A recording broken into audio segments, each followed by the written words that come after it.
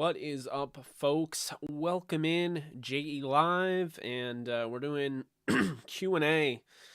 Pretty much whatever you guys want to talk about. The title is the title. We'll obviously talk about what's in the title, but it's not necessarily clickbait. It's just, obviously an idea of something that we'll be talking about. So, welcome in. Hope everyone is enjoying their Friday night. I understand it's a little late. Wanted to make sure that I streamed after Alexis's stream. I didn't want to over whatever you want to call it, overwrite, I didn't want to take away her audience and, vice versa. So, welcome in. Faith Family Football, you are first. And I thank you for that. Annette, did we get Honey Badger? Not at the moment. No, Honey Badger has not decided on a team. The Rams, the rumors are intensifying, though, as the title would suggest. He would be a great addition to the team. Absolutely. You talk about a guy that could play that star role, which a lot of people are complaining about Jalen Ramsey playing. So it would allow Jalen Ramsey to play his normal position. He could play pretty much any position, in the back end of the secondary. Safety, corner, slot corner. This guy really has positional versatility off the charts. He's a 3-time All-Pro. And he's got a set of skills. You talk about 4.5 speed. He's one of the, more athletic defensive backs in the league. And so it makes a ton of sense to get him. If they can get him, I would do that. Honey Badger, I don't think we have the cap space for that one. They will make the cap space if they want him. Let's just put it that way. If he wants to go there and they want him, it will be done. It's a matter of if they want to do the move and if he wants to go there. There's mutual interest, but there's mutual interest for a lot of different players and teams. I can't stress that enough. So if you hear the Rams and Tyrann Mathieu have mutual interest in each other, that doesn't mean that they have exclusive mutual interest. It just means that they're both interested in the idea of working together. There could be a variety of teams that are interested, as well as Honey Badger interested in them.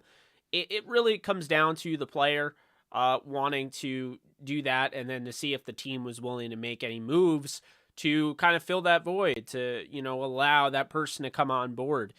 Anyone see Allen Robinson try to recruit Akiem Hicks? Yes, that also brings me to the end of my title here. Akiem Hicks now? Question mark, exclamation point, question mark. Essentially, that's me saying, if it happens, cool. I'd be shocked if he goes there, but that's me saying that, all right, now Akiem Hicks enters that rumor mill type of conversation. So, yeah, that's what that's about. Hope everyone's having a great Friday night. Be sure to like and subscribe. People are filing in here slowly but surely, and I appreciate that. If Rams get Honey Badger, do you think they can still get OBJ on incentive type contract? I do. Yeah, I do. I think they could. Les Snead really playing Madden Ultimate Team out here, though. Yeah, you could say that. Gonna keep me busy until the Grand Prix. LOL, perfect. Glad to hear it. That's awesome. We're not getting beat if we get HB. Oh, Honey Badger. Yeah, you're going to lose games in the NFL. No one's going to go 17-0, but that team becomes really freaking dangerous. I don't think people are giving the Rams offense enough pre-credit, so to speak. They should be preseason favorites to win the Super Bowl, and I don't think that they are. I've seen more Bills, and I'm okay with that, but I've seen the Bills, the Chiefs, the Bucks. I haven't seen the Rams being the favorite. I've seen them being one of the favorites, but some people really think they're going to fall off a little bit, and I don't know why. I'm trying to get my voice back. It seems to be going in and out. I don't know why. Again, we'll see if it's not anything some water can't solve, but dear God, I had a voice before I went live. All right. There we go. Let's see. Do you think we're better than the Super Bowl team if we keep OBJ? I would assume so because of what they've added. So, yeah, I'll say that yes. He is so versatile, absolutely. Team would be OP as hell, yes. Hey, Jake, have you watched any Cam Taylor-Britt tape? I think he can be special. I have. Now, I have a hard time believing that Cam Taylor-Britt is going to be available at pick 104. I just don't see it. To me, this guy has the size, the speed, the skill set. He's going to go in the second round, and I wouldn't be surprised if a team takes a shot on that combination of skills and size and speed that he goes like late first. I mean, I don't think he'll be there at 104, so I would not get your hopes up there at pick 104. Would like a veteran guard, proven, a little nervous without Big Whitworth, but I believe in Noteboom. Yeah, I don't know if they're going to get another guard. They could. I think it's going to be through the draft. I think that they're willing to have a competition between newly re-signed offensive interior linemen, Coleman Shelton, as well as Tremaine Ankrum and Bobby Evans. That's kind of where I think they're going. So I don't know if they're going to get a veteran, but I wouldn't say count on it, if that makes sense. Let's see here. How's Jim, Jake? It was going well. I'm easing back into it just because I can tell, like, my pectoral and just my body was not used to me going right into it the way I wanted to. So I was feeling it big time the next day. I'm going to ease up a little bit and then, kind of gradually get better at that. Because, I mean, at one point I was going every day. I was even going twice a day. And, I mean, it was so much fun. It was so addictive. I was waking up at 4 a.m. I mean, now I'm just not doing that. So I need to kind of maintain, gradually get up there to the point where I can do stuff like that again. Because right now I can't. My body will be pissed at me if I do stuff like that. So gotta, maintain. But appreciate you asking. Okay, so would love Hicks. Yes, I don't think Hicks is in need, but he's definitely an intriguing ad if they get him. That's for sure. Honey Badger of the Rams is the only team makes sense. He quoted and said he wants to win exactly what can the Eagles, Steelers, and Saints provide in that case. Honey Badger to LA. It makes sense, yeah. But I mean, also you got to think like a lot of these players tend to overrate other teams during the process. See, the off season, the reason players are able to sign with other teams and you're like, why would he go there? Like they're not going to win anything. That's not necessarily how every player looks at it, because they look at it as like they're the missing piece. I come and now they have a chance to win. And on top of that, it's a very on paper type of part of the season. Everyone looks good on paper at this point in the season. Okay. So there's a lot of players out there that will look at a roster and be like, all right, this looks good. I'm going to sign here. And then get bamboozled when the season starts. And then they realize, oh crap, why did I sign here? And then they end up being a trade, potential trade candidate at some point. Let's see. Think Sony coming back? I think they're drafting a running back. I don't think Sony Michel's coming back. AFC teams pick in the lotto.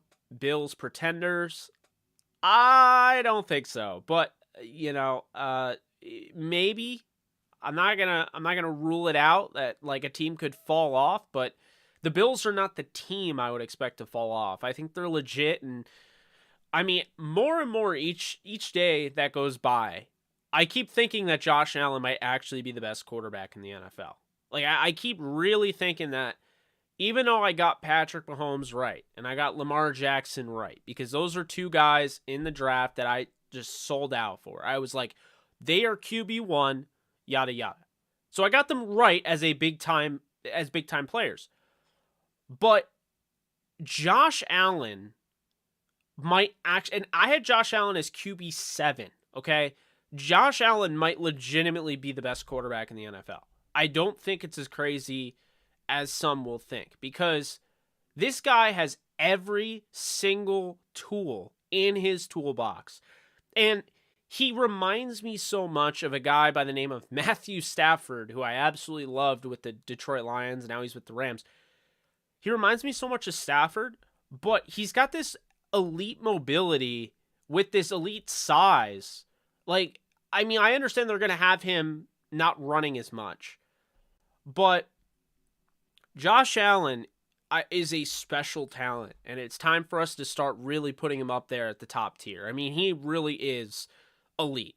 I mean, that defense did not play well at all against the Chiefs, and they were in that because of Josh Allen. I understand Matt is losing his mind in the comments section, but at the end of the day, I'm going to stick by my guns here, and I'm also going to tell you guys that I was wrong, okay? Like, I will admit when I'm wrong. I know there's some people that like to kind of delete those tweets. I'm not one of those people. As a matter of fact, I'm the opposite. I will literally voice how wrong I was live on a show that has DVR, so it will go back on my channel. Anybody can replay this and watch how wrong I was. But I had Josh Allen as QB7 in that draft, and I have no problem admitting that I was wrong. No problem whatsoever. He's a special talent, and I think it's time for us to start realizing it. So that is what I will say in regards to that. Now let's catch up on the comments here and questions if there are any. What's up, Real Goat? How we doing? Any specifics on how the rumors have intensified for Honey Badger? Well, I said intensify because I heard some things that made me believe it's a 45% chance he ends up being a Ram. You have the King of the Colts coming out with them being interested. Then all this stuff comes out. My guy Jordan Schultz, who, by the way, people were asking me, can I trust Jordan Schultz? Is Jordan Schultz really that good? First off, I met Jordan, and I love Jordan. I think Jordan is fantastic at what he does. He is an incredible insider. He's a multi-sport guy. He can cover the NBA well. He covers college basketball. He covers the NFL. I have a tremendous amount of respect for anybody that covers multiple sports. I do that. I just don't do that on the level of him. And he's a true insider that really has every sort of source that you can imagine. He's legit. So when he's saying that all of a sudden, he can see, the Rams and Tyrann Mathieu, like, as a thing, that means he's being told stuff. I'm being told stuff. The King of Colts, who's gotten like 5 things in a row right, is being told stuff. Where there's smoke, there's fire. And I can tell you right now, there's a lot of smoke coming from this Honey Badger Rams, combination, this duo. I think it's extremely rare. I think it's extremely possible. And on top of that, to add on to it today, Jalen Ramsey liked one of my tweets about why I was actually clapping back at one of the Rams content creators. I probably shouldn't have. It wasn't like the classiest thing, but I'm passionate and I voiced my opinion, but it was one of those things where I'm trying to find the actual tweet. Yeah, it was a while ago. I don't know if I'm going to find it. I tweeted a lot today, so I'm not finding it anywhere.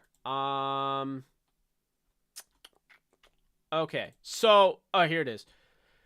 So, yeah, it was, there are 0 good reasons why the Rams should go after Tyrann Mathieu There are 0 good reasons why the Rams should go after Tyrann Mathieu, and then I quote tweeted, there are 0 good reasons why the Rams shouldn't go after Tyrann Mathieu. If you watched his film, you would know that, and Jalen Ramsey favorited that tweet. So, I mean, I'm sure he's doing work behind the scenes. I'm sure he's trying to do his job in recruiting and all of that.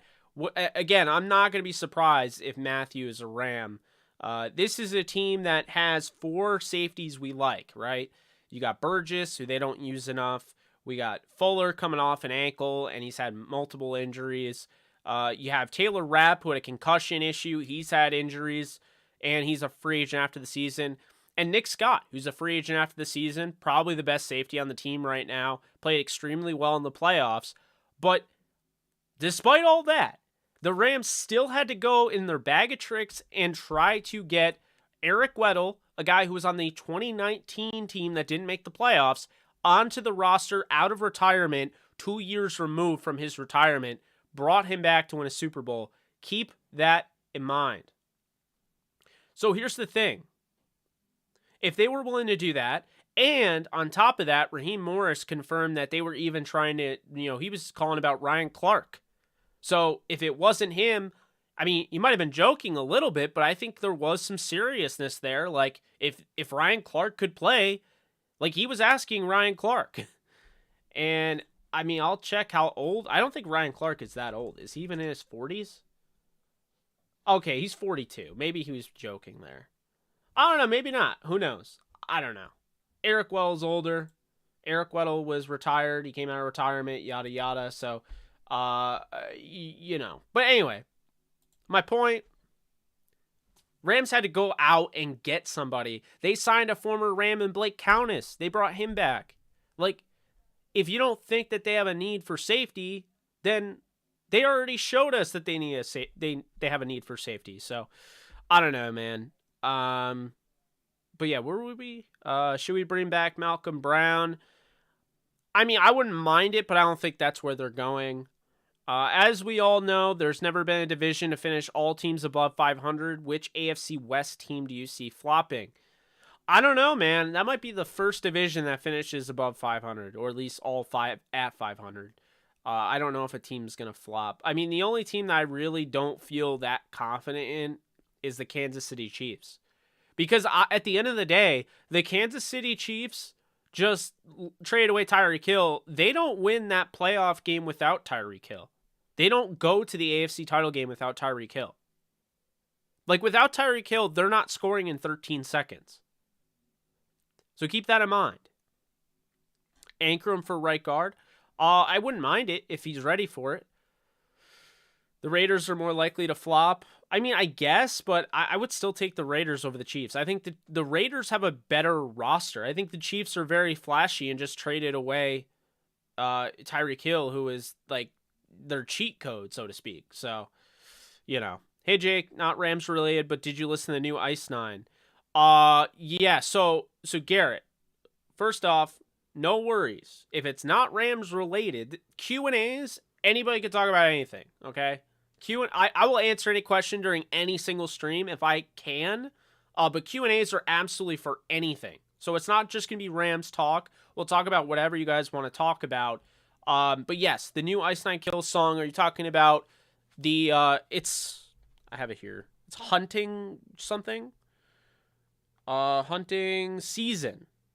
Are you talking about the single, or are you talking about the brand new record? Because the record came out a little bit ago, and it's one of my favorite all time. I think it's second. I mean, I absolutely love Ice 9 Kills. So yes, I have seen it, and I've listened to it a ton. I've probably already heard Hunting Season like 50 times. I mean, I love Ice 9 Kills, so, But yeah, if you guys don't know what I'm talking about, if you ever played PUBG, there's a PUBG mobile game, and Ice 9 Kills is a metalcore band, melodic metalcore band that they did a song for the theme. So that's what that is, Hunting Season. You should check it out if you're into that type of stuff. If you're not, then you're not going to like it. But okay. Let's see. Appreciate that, Garrett. What's up, Noah? Ben Skronik for Deebo, who says no. Yeah, I doubt Cam will be there. I think Mathis from Pitt could be the move, though. Like the running back? I'm not sure if I follow. Okay. Oh, YouTube's doing the thing again. Awesome. Josh Allen's not overrated. Come on now. I don't think we should go after Akiem Hicks unless he's going to cost anything. I agree. I mean, I don't think they should try to go after Akiem Hicks just because he's a big name. I think they need to go after him if he is a fit, I would prefer Tyrann Mathieu, who I believe is an absolute fit. Akiem Hicks, now all of a sudden you're taking away snaps from either, Robinson, a young guy by the name of Bobby Brown, Greg Gaines. I would not be against him if they can afford Tyrann, but I wouldn't want him instead of Tyrann, that's for sure. Herbert is better than Allen. I mean, he could be, but right now he's not. Herbert's never played in a playoff game, so I'll take Allen, but I love Herbert. Damn, quality for your video and setup is much better now. I tried, man. I actually found this whole time that my video switcher that I use, this A10 Mini Pro, which is a step down from like TV professional. But I use this switcher that goes into my Sony A6400 and then spits out, the quality, right? Well, the switcher's default setting on the freaking app was 30 FPS. So I've been using 60 frames on this camera for a while now. And it had 30 FPS this whole time. So it looked good, right? But when I was in 60 frames, I noticed it was there was a little bit of like stutter because it's trying to like it's trying to upscale, but it can't. So I ended up finding out that you could run it natively at 60 frames like I had on the camera. So the camera was at 60, it was downscaling to 30, and then so while it's downscaling to 30, my streaming software is trying to upscale it to 60.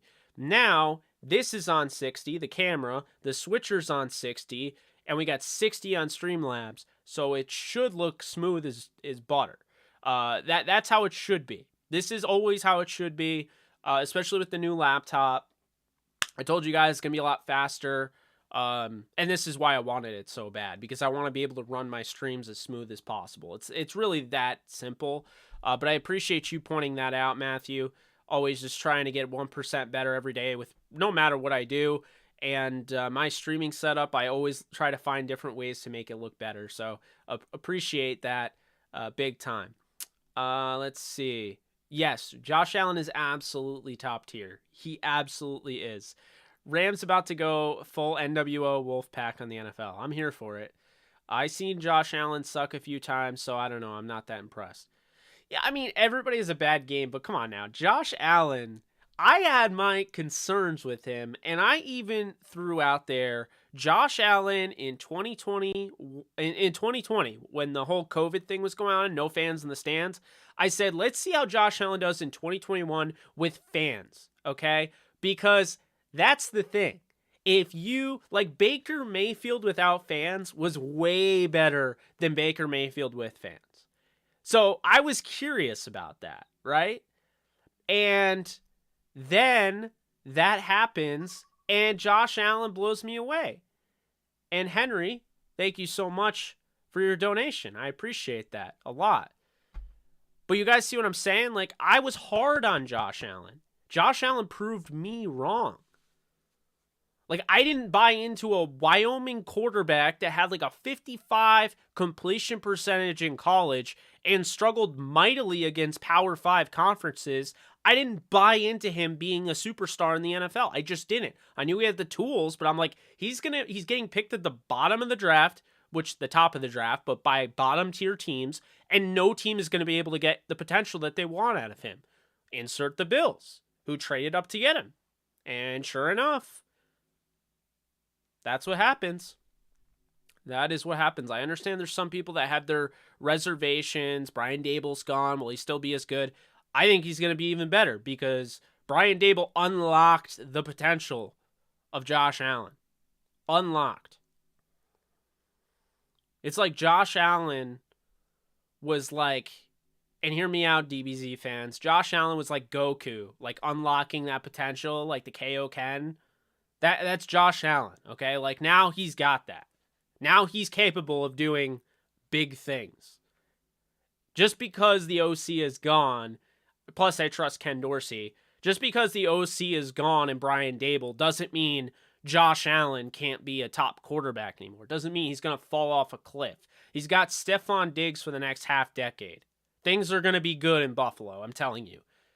All you need to know is that he's got Stephon Diggs for the next half decade. He's got a good offensive line. He's got a good defense. He's got a great head coach. Ken Dorsey is an up-and-coming OC. And on top of that, Gabe Davis had 4 touchdown receptions in the playoffs in that one game where he needed him. So he's going to have Gabe Davis. And they could draft another guy. And they could draft a running back. Who knows? They just added Von Miller to a defense that has a lot of big names on it. I'm just saying, Josh Allen is special. I was wrong. All right, so Jalen Green dropped 30 points his last 5 games, dropped an egg today. I needed him 24.5 points over to win 1,000 power play. I'm hurt. That is unfair, Nick. I am so sorry. And I've dealt with that before where, like, I've actually had it worse. Like, guys, drop below in the comment section what your worst beat was. Like, the worst beat you've ever had in betting. Because I've had some bad ones. I've had a full court shot go in and losing the spread by 1 point. Like a full court buzzer beater that wouldn't have changed the outcome of the game, but blew my bet. I've also had one where I had Deontay Murray, who had, I think it was 42 and a half. It was 42 and a half points, rebounds, and assists. And he had 41. And not only did, what's his face? Devin Vassell. Not only did Vassell go over his back and get the ball, so he took his rebound. So I would have had 42.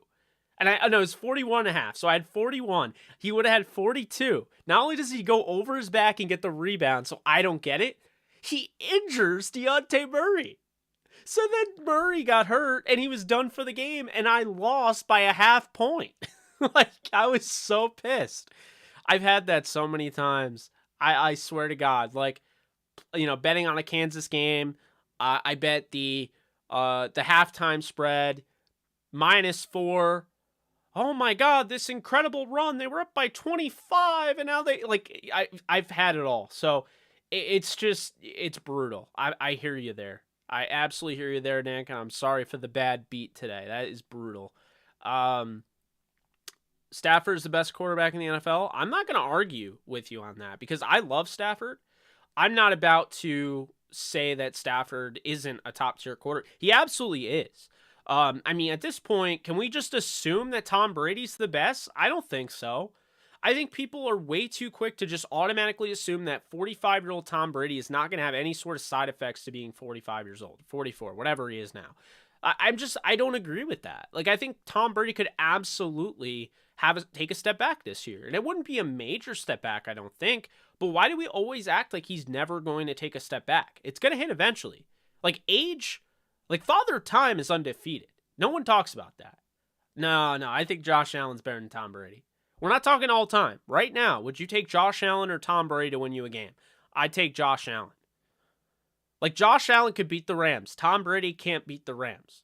Tom Brady beat them in the Super Bowl because of the defense. Tom Brady made one throw against the Rams to win the Super Bowl. That's it. He was not good in that game.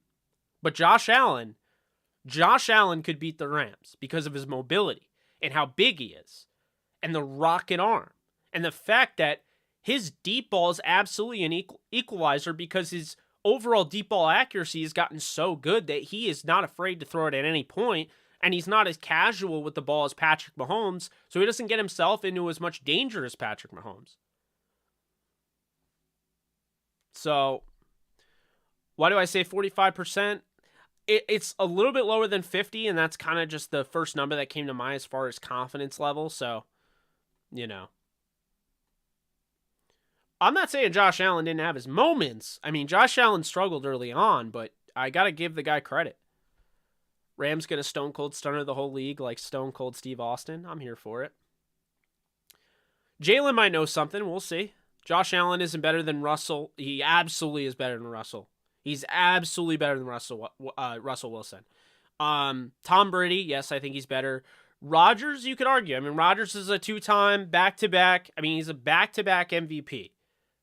Mahomes, he's better than Mahomes. He outplayed Mahomes, and Mahomes won because he basically just got the last drive.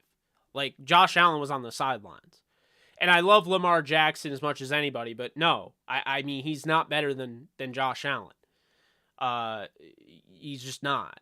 So, Herbert, no, I don't think so. If we get Honey Badger, we're going to be hard to beat. I agree. Allen is bottom 10? Come on now. As some of my friends would say, that's cap. No way. Hit the like button, people. Yes. Thank you, Nolan. Yes, please hit the like. Please subscribe if you haven't already. On the flip, Jake, what do you think about the Deebo situation? I think it's all money. I think at the end of the day, the Niners would be absolutely insane to let him go.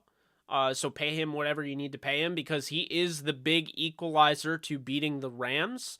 Although I don't think it's going to be as easy if they get Tyrann Mathieu. I think those run after the catch, those plays where he's able to run after the catch. First off, you have Bobby Wagner coming in, 170 tackles, doesn't miss many. Rams were top 10 in the league in not a good stat. Top 10 in the league in missed tackles. So I expect that to get better adding Bobby Wagner, and I expect that to get better if they add Tyrann Mathieu. And not just that I expect, it will get better. So if the Niners aren't careful and they get cocky here and they act like, okay, Deebo is having his thing because he's part of a system, this could be dangerous for them. This could set them back because right now I think they're a top 4 team in the NFC. And if Trey Lance ends up being as good as I think he can be, like, they will be playing the Rams in the NFC title game. Period. So we'll see, but I think they're walking on thin ice there. The Niners got to watch it because if Deebo is upset, then I will say though, unfollowing your team on social media has got to be one of the most corny things that's going on. Like, I just think it's dumb. And it looks absolutely pathetic. Like, you're an adult. Like, oh, I'm just going to unfollow you. Like, that's something your ex-girlfriend does. Or your ex-boyfriend or whoever. You know what I mean? Like, it looks stupid. It's like, God, grow up. Like, when Kyler unfollowed the Cardinals. Oh, it's a negotiation technique. Like, no, it's just stupid. It makes you look petty as hell. And it's just dumb. Like, if you followed them initially and then you unfollow them when they employ you, they pay you, and you're under a contract with them, like, it just looks like petty. Like, because fans notice that, and it just looks bad. It's just not a good look. Like, it's just a kid thing to do. It's like a 13-year-old NBA Twitter thing to do. Like, I'm sorry. That's ridiculous to me. There's some guys that never follow their team. I get that. That's theirs. That's their prerogative, whatever. But if you're that guy that did decide to follow your team when you were first drafted and you unfollow because contract negotiations, really? Like, that's a clown thing, bro. That's a cheap trick. It's just, I don't know. It's so lame and it makes you look like a child. I don't know. Like, these are pros, these are athletes, these are professionals, yada, yada. But, like, the fact that... I just think about that. That is so childish. You unfollow your team. You won't give me money. Unfollow.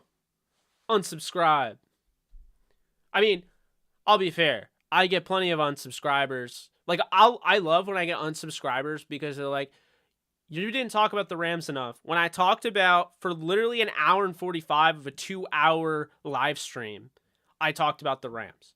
And then the person will see the last 25 minutes and be like, I'm unsubscribing. You don't talk about the Rams enough. Like, bro, for a while in my name was 85% LA Rams channel. Like, what do you want from me? Like, I got the Rams helmet in the background. Like, clearly I'm a Rams fan. Like, you know what I'm saying? It's kind of like that. Like, I'll get people like that, straight up, in the comment section. Or my favorite, this dude got mad at me. I don't know if you guys remember this. I think some of you commented on it, and you're like, it's so weird. You guys remember when I used to do the post game, and I put the in the graphic for the post game, I put the what the hell was I gonna say? I can't even. Oh, I put in the post-game graphic the score. And the guy's like, you're spoiling the game. And I think it was Nolan and a couple other people who were like, bro, what do you mean you're spoiling the game? It was live. We all saw it. This isn't like Game of Thrones. It's like 2 hours of your day. Go and rewatch it or whatever. I don't know. It was funny. Like, someone was telling me I spoiled the Super Bowl, and I could not stop laughing. Like, come on now. Like, if you didn't watch the Super Bowl, I'm sorry to go all Tobey Maguire, Peter Parker, Spider-Man on you, but I missed the part where that's my problem, okay? Everyone watches the Super Bowl. It is not my fault you didn't. I am a sports content creator. I'm like not gonna not talk about the Super Bowl that the team that I primarily cover won. That's just not gonna. That's not happening ever. Like, can you imagine that, guys? Like, if I had to, like, there's certain people that are like, no, don't. You can't talk about the Rams until 2 days after the game, even though they won the Super Bowl and you cover the team. No, like, bro, come on now. Like, it's just. Oh man, it cracks me up. It really does. Oh man. On the flip, Jake, what do you think? Okay, I saw that. A-Rob fitting in already. It's cool to be a Rams Stafford fan living in Buffalo with no affiliation to LA whatsoever. That spoiling guy, it was bugging. I knew you knew what I was talking about. It's like, I remember there were people that were like coming to my defense and they're like, bro, like, then don't go on YouTube if you don't want the game spoiled. Like, I don't know. I guess it's like, hey, Multiverse of Madness is coming out. Let's go on 4chan and look at plot leaks. Like, and then get mad at the 4chan plot leakers for leaking the plot. like you can't do that. You just, like, you're doing your thing. Like, that's on you. That's not on the person doing it. You went on YouTube with the sole purpose of knowing that, like, you're going to see Rams content about the Super Bowl, and then you're mad that the Super Bowl got spoiled for you, and you're like, I'm unfollowing. Like, bro, catch you later. Like, I don't know. That cracks me up. We all have fun on this channel, so. And no disrespect to that person. Like, I'm sure they're a nice person. They supported my channel. They just unfollowed it, so I'm sure that they were there for a while, but I don't know. Like, I just thought it was funny. Because it is. All right. Let's see. Tony, or I don't know why I said Tony. Honey Badger would get Jalen's trust in the back end over Rapp or Burgess. That's for sure. Yes. Rams getting Honey Badger, Gilmore, and re-signing OBJ. Mark my words. They're getting all three of those guys. I don't know about that one, Brandon. But if they do, I don't. Who is beating this team if they get Gilmore, Matthew, and bring back OBJ? Like, find me one team that is beating this team and is stopping them from repeating as Super Bowl champions if they get Matthew and Gil. I mean, come on. Even, like, Matthew, I'm having a hard time believing. Like, they get OBJ back and Matthew, but you had Gilmore. If they were even able to do that, I just don't know how you beat this team in the salary cap era. There's not a team in the league that would be able to go up against this team. Like, I could totally see this team taking a step back, getting all those guys. It's a new defense for some of these guys, taking a little bit. You don't have Von Miller. I could see this team struggling a little bit out of the gate on defense. But my point is, when the offense and defense come into their own, and they're playing week 14, week 17, wild card if they are, divisional round, conference, who is stopping that? Because at that point, they're going to be gelled. They're going to know the defense. They're going to have the consistency and the chemistry. Like, as long as injuries don't affect this team, no one is beating a team that has to go up against Leonard Floyd, Aaron Donald, Greg Gaines, Ashawn Robinson, Justin Hollins, Terrell Lewis, and then linebacker, Traven Howard's the third linebacker, Ernest Jones, Bobby Wagner, Jalen Ramsey, Tyrann Mathieu, Jordan Fuller, Taylor Rapp, Terrell Burgess, Nick Scott, David Long, and then if Robert Rochelle develops and then whoever they get in the draft, I just don't see any team measuring that level. And then on top of that, you have on the offensive side of the ball, you've got Matthew Stafford, Cam Akers, Darrell Henderson, insert a running back that will get drafted in the NFL draft here.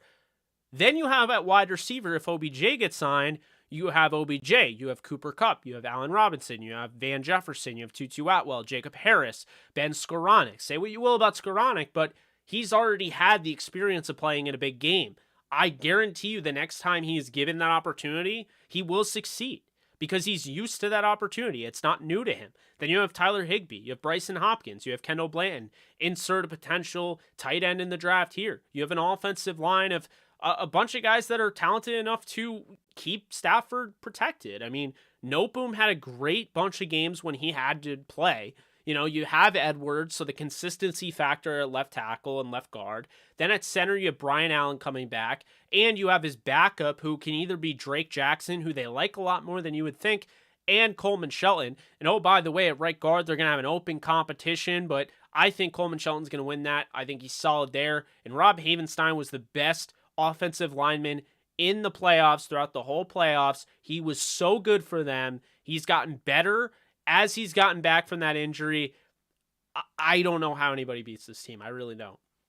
Like, if they get Matthew, I just don't know how you beat this team. I really don't. I'm just being honest. I'm not trying to be overly biased. I'm not trying to, be Mr. Too Optimistic, but I don't know how the freaking hell you are beating this team. I don't know how you're throwing on them. I don't know. Like, it doesn't make sense to me. Like, I don't know how people have Tampa right now, but when they get Tyrann Mathieu and Tampa still is ahead of the rest, I just don't get it. I don't. We able to get premature top 3 MVP predictions for next season? So top 3 players that I would have in the MVP conversation? Yeah, sure. So I'll have number 1, I'll have Stafford. I think Stafford will be right back into it. Number 2, I'll have Josh Allen. And we'll say number 3...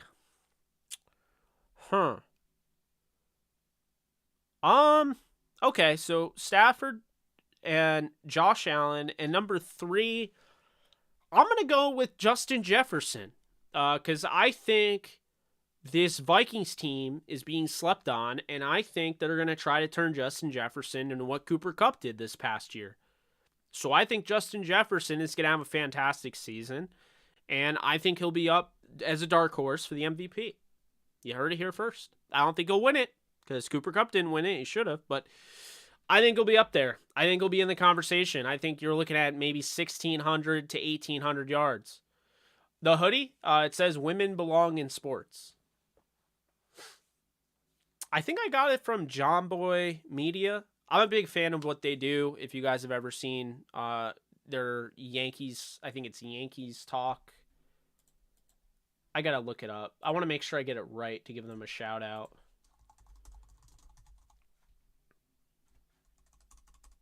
I don't know why I can't think of it. Talking Yankees, that's what it is. Dear God.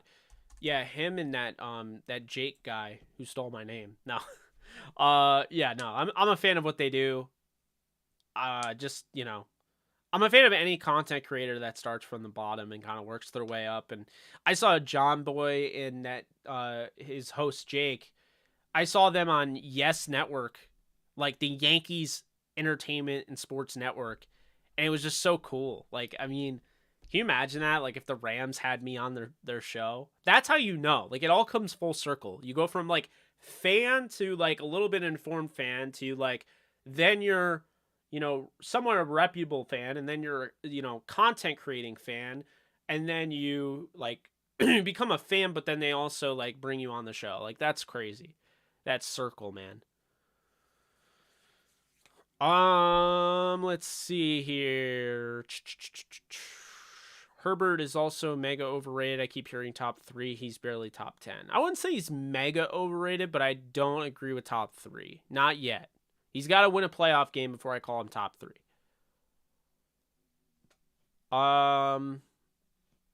Rams are looking good, and thanks to you and letting me know the real news about our Rams. Absolutely, Henry. I think the Chiefs will be bottom in that division. Unpopular opinion, I assume. Nick, I am right there with you. I think the Chiefs are a bit overrated, and I think we still haven't seen them without Tyreek Hill. Juju Smith-Schuster could be in for a good year, and I know they added another player whose name is escaping me.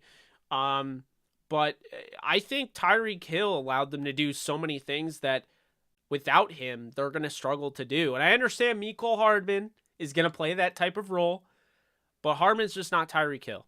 He's good. He's fast. He's very athletic, explosive, yada, yada, but he is not Tyreek Hill. And I'm not a fan of Tyreek Hill, personally, because I still have an issue with the stuff he did off the field before he got to the draft. But I'm just being honest. I'm just calling it like it is. He's a good talent. Really good talent. Like, not really replaceable. It's like the Rams losing Cooper Kupp.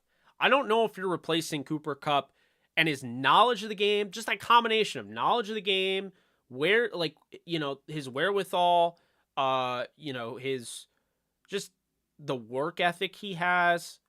You're talking about his route running ability, the hands he has, the clutch factor. I mean, there's so much there. He's got underrated size. I feel like everyone looks at him and forgets he's 6'2", and he's built like a truck. Like, he's hard to move. That's why he's so good as a run blocker. He's really hard to replace. Somebody like that, really hard to replace. So, wow, he's played like 2 seasons already. One of the best you ever seen. I think he could, like, Justin Jefferson could have that type of season. I don't think it'll be better than Cooper Kupp, but I think he'll be in the As I Lay Dying, one of the greatest metalcore bands. Yeah, I mean, not really my taste, but I've heard of them before, so I know who you're talking about. Looking for some new music, any ideas? Ted, it depends on what you're looking for. I would say this. If you're looking for metal, Ice Nine Kills. There's also some new music out there if you guys are interested. I'm going to be checking them out. I haven't yet. Islander just came out with a new album. They're more like, I think they're just rock, I would say. Manifestations by the Veer Union. They're a black-fronted rock group. I know that's pretty cool. The lead singer is a guy that I've met in person. So, I've actually met the band. So they're cool. They just came out with a new record, and then I still haven't heard any of these albums, but Papa Roach's Ego Trip. Papa Roach just dropped a new album. I'm waiting on Memphis Mayfire's Remade and Misery album. Mainstream Sellout by Machine Gun Kelly was pretty good. Nothing More will be coming out with a record soon. Weezer came out with one, Seasons, Spring.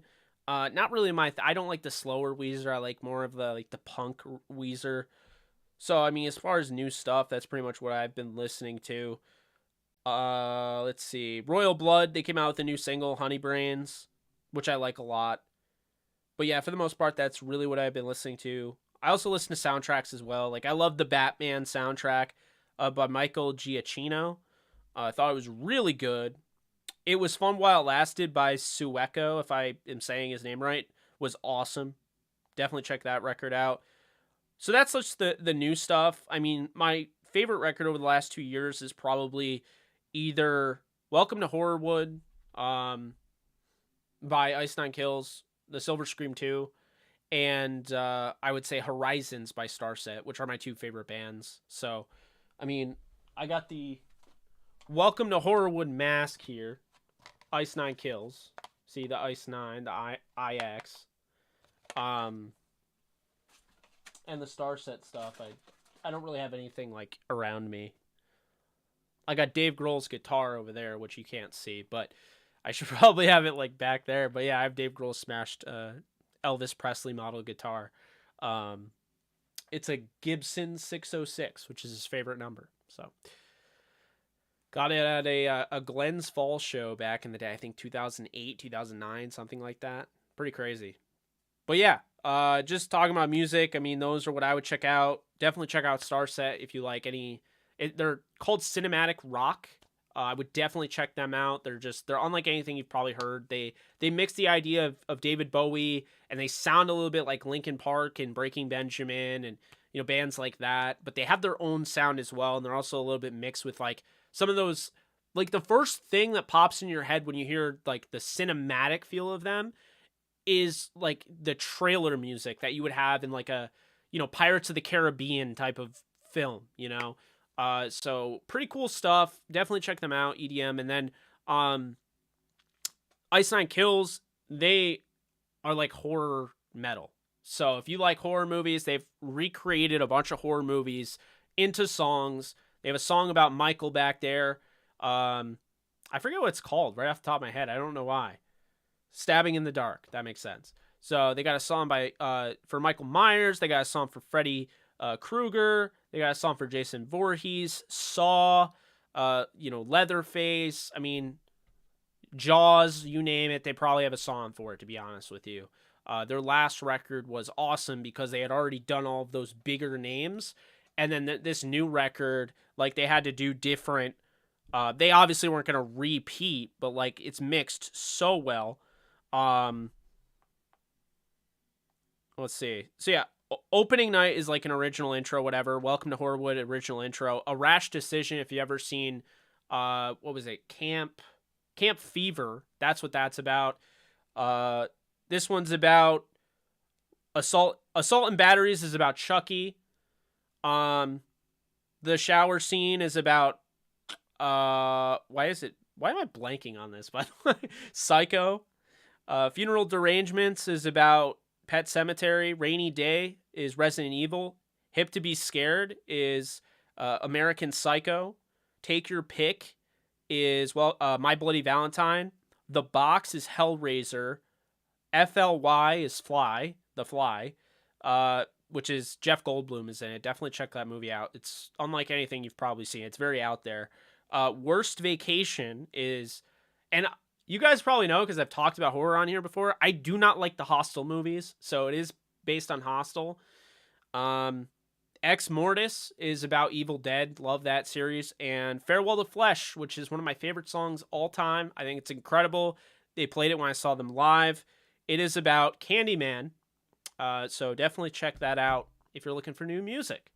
All right, let's get back to answering. Let's see. If the Rams held the 32nd pick in the draft, who do you think we'd take? I do not know. So here's the weird thing is that they met with Malik Willis at the Combine.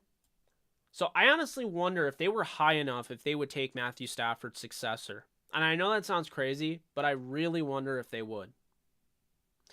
I'm not going to lie. Like, I think they might. I think they might take a quarterback at 32, as crazy as that sounds. Because if they really like somebody enough, I think they'd do it.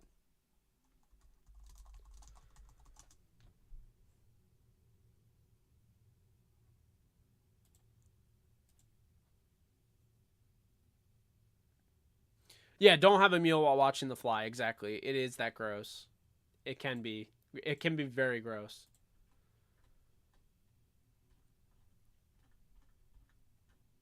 But say they don't take a quarterback, right?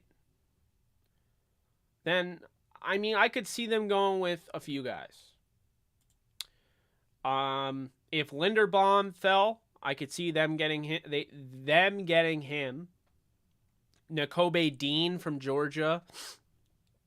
I could see them getting him for after Wagner, because they do like to play the long game with some of their guys.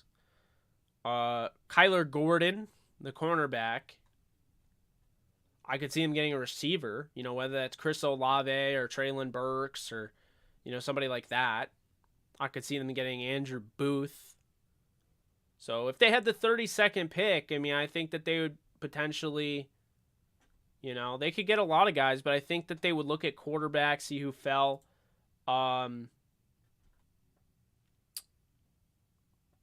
Maybe George Pickens, maybe a running back even, like if they felt like Breece Hall was the guy. Yeah, we want Arch Manning. That's what we want. We want him to be the successor, but yeah, that's what I think.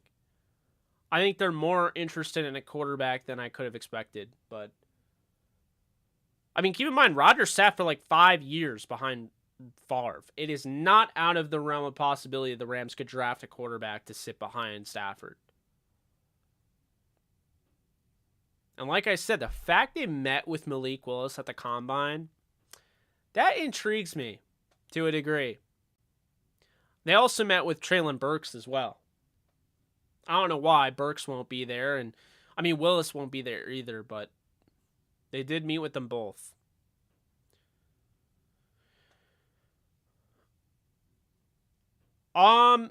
Brett from LA, I hear you.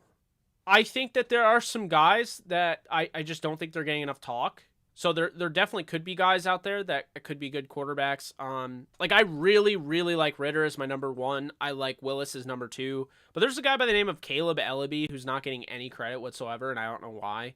I like him personally. Garbers, That Garbers kid doesn't look too bad out of California. So that, I mean, that's interesting there, you know. Like I'm not saying like he's going to be a superstar, but I'm not exactly like ruling him out of being like a good player, if that makes sense. So, like Garbers doesn't look awful. But some of these guys I'm just not very high on. Looking at my board right now, and I'm not going to have like a big giant board or anything like that, but you know, right now I have Ritter, Willis, 1-2. And then, you know, I have Kenny Pickett and Carson Strong, Sam Howell, and Matt Corral. That could change, but as of right now, that's what I have. No, this is not a great quarterback class. I'm not going to lie to you. If you're looking for a franchise quarterback in this class, you could very well find one. But this is going to be a class that could likely have an Andy Dalton, as my buddy Blaine would say. So, you know, if you're looking for like a superstar, I don't know if this is the class for you. What I will say is that people are not taking into account enough. Desmond Ritter is a great decision maker. And I think when he gets in the NFL, he's going to be a much better NFL pro. And I think if he goes to the right, you know, circumstance, he could be a really good quarterback, maybe even a franchise quarterback. But I think he's the best quarterback in the draft. Willis, the stuff he does is impressive, but you have to keep in mind, you know, he made some wow throws at Liberty, and he made Liberty like known, so that's pretty crazy. But NFL competition is going to be different, you know. My issue with Matt Corral is that he's very one read friendly. You know, it's very Sean Mannion-esque. I don't know if that translates to the NFL. Biggest issue I have with Carson Strong is that leg issue or knee issue. He's got like a degenerative knee or arthritic knee. That stuff typically doesn't get better over time. And Sam Howell, I think he's just a college quarterback. Like, he'll do something in the NFL as a backup, maybe be a Colt McCoy, last for a while, but I'm not a big fan of Sam Howell. You know, I like Caleb Ellaby. I like the upside there. Barrier or Barrier or whatever is interesting. And then there's another guy that I really like that I totally forgot the name of, but I'm going to look at my tweet because I tweeted it out not long ago. So let's see here. Caleb Ellaby, Eric Barrier, and Cole Kelly. I think those are more likely. If I miss out on the top guys, I'm going after those guys and not going after like a Skylar Thompson, a Dustin Crum, or anybody like that. Jack Cohn, you know.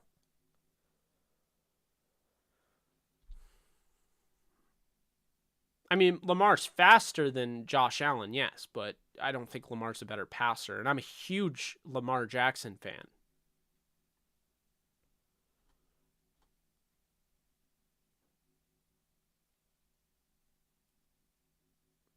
Reddit NFL forum hate us, Jake. They hate us because they ain't us. Can I just say something? And I don't mean to offend anybody, but I actually despise Reddit. I really hate Reddit. Like, if you try, like, because here's the thing. Is, like, if you put an article out there, like, you get, like, downvoted in 2 seconds. I find that the community was uber toxic. And, I don't know, I just despise it. Like, I would nuke Reddit if I could. I think it's an absolute cesspool of garbage. I think you take the most annoying people on Twitter and you put them on Reddit. That's pretty much what it is. At least my experience. I'm not saying everybody's like that.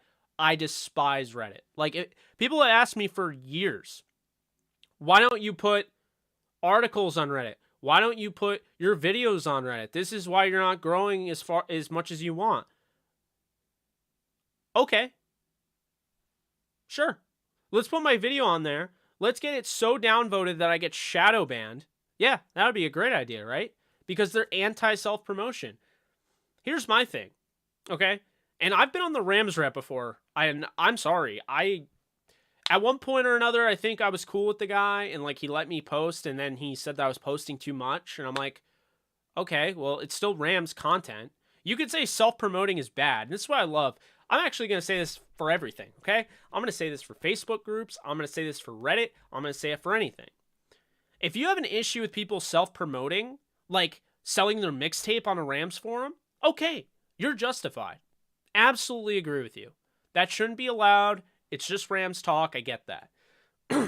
If you have an issue with me self-promoting my Rams-centric content on your Rams channel, that's on you. Like, my self-promotion, my content's good enough. It's consumed by a bunch of people. I mean, how many impressions do I have on Twitter? Or not on Twitter. Well, definitely not on Twitter. That would be a lot. I'd have to go all the way back and check. But how many impressions do I have on YouTube? Let's check it out. Just, checking to make sure I'm not a nobody, right? Let's look. I have 1.4 million views all time on YouTube. Okay? Appreciate you guys for that. I have 176,000 watch hours. 13.5K subscribers, and I have 14.2 million impressions. But according to Rams whatever group on Facebook, and not all of them are like this, but according to blank group that doesn't allow you to self-promote, and according to Rams Reddit, you would think I'm a nobody. Because this is why, I don't like Reddit. Because people would be like, why don't you just drop Reddit? Why don't you just drop your stuff on Reddit? I'd see it more. I'd love to. But, first off, it's a lot of time and effort to drop stuff in every location. I already did that. I've done this since 2016 when I started Downtown Rams from nothing. But here's the thing, folks. You do that, and eventually they call it self-promoting, and eventually they ban you, and they make you feel out like you're the enemy and you're a piece of shit. Well, here's the thing. You don't share my stuff. Not you, but the people that I'm sharing it on their platform. Very rarely, and I'm sorry, I'm going to just vent here if you guys don't mind, since it is my channel. Very rarely, and I'm not saying everybody is like this, but very rarely do I see Facebook groups that share my videos.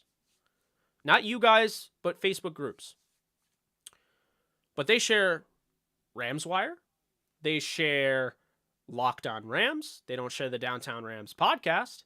They don't share my videos. They share Rams Brothers. They share all sorts of Rams stuff, right? They don't share my stuff for whatever reason. Probably because they got so used to me promoting it that they don't bother.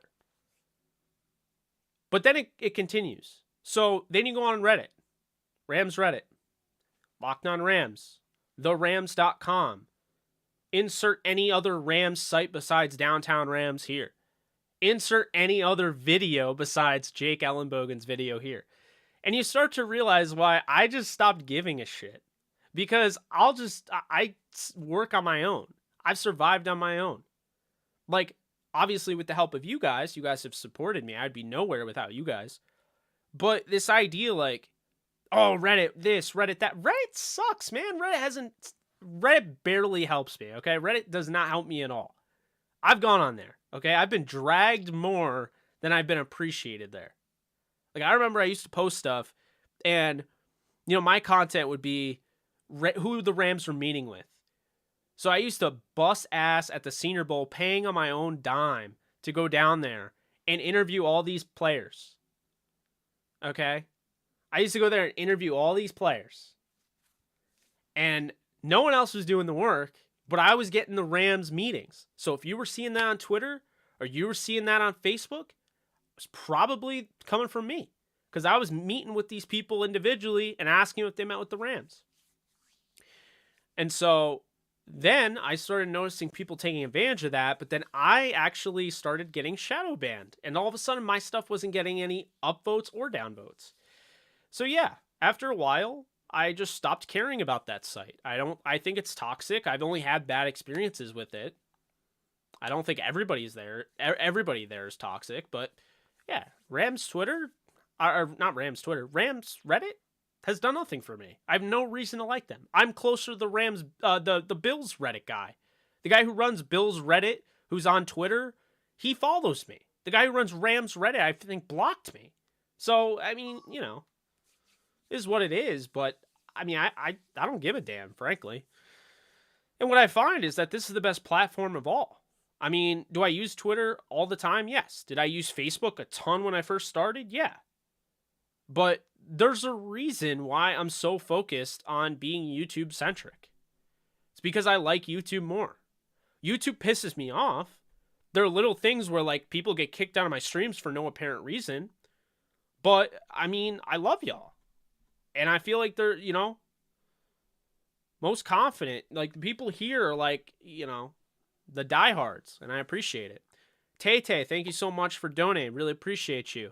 Let's see. I'm trying to find all this stuff. Well, here's the thing, and I want to say your name, but like I don't want to say Putin or I don't want to say pedophile or anything. But my point is that you're right. It's not for individual promotion, but I never understood that the individual promotion, if it is related to the topic, and I'm a verified person on Twitter, so I'm not just like some nobody eating crayons, like, Nolan would say. Like, I found that incredibly offensive that you don't look at me as professional enough to put my shit when I'm interviewing these prospects that nobody that you're doing are not.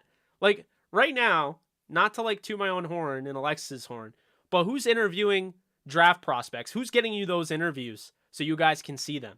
So you guys can get to know, you guys can get to know the people. You guys can get to know the player. Who's doing these interviews aside from Alexis and I? I'm sure there's other podcasts that I'm not noticing, but like who's doing them in Rams podcast video network? In that network of things, who's doing them right now? Who's been doing them for the last 3 years? Like, that's the thing. So, I mean, we're over here like, all right, like, cool. I don't know. Reddit's lame. I've always hated it. I tried to get into it, but, I just, I appreciate my YouTube clan way more, so. And it's just like, it's one of those things like where, I mean, and like I constantly am asked, I'm like, DM this all the time. Why do you not post on Reddit? Why do you not post in the Facebook? Like, why do I have to post my stuff in the Facebook groups now? Like, why doesn't my stuff get shared on the same level everyone else's? Like, that's why I don't post it. Like, because I'm just done, Like, I have way too much time. I don't have enough time on my hands to go around and post in every little individual group. I don't have time to post on Reddit, only to be told that I can't post on Reddit because I'm in high school again and I'm not allowed to wear a hat in class or whatever. Like, that's basically what it is. Like, it's just ridiculous. What's up, Luke? But yeah, that's my little rant on Reddit. I just think it's...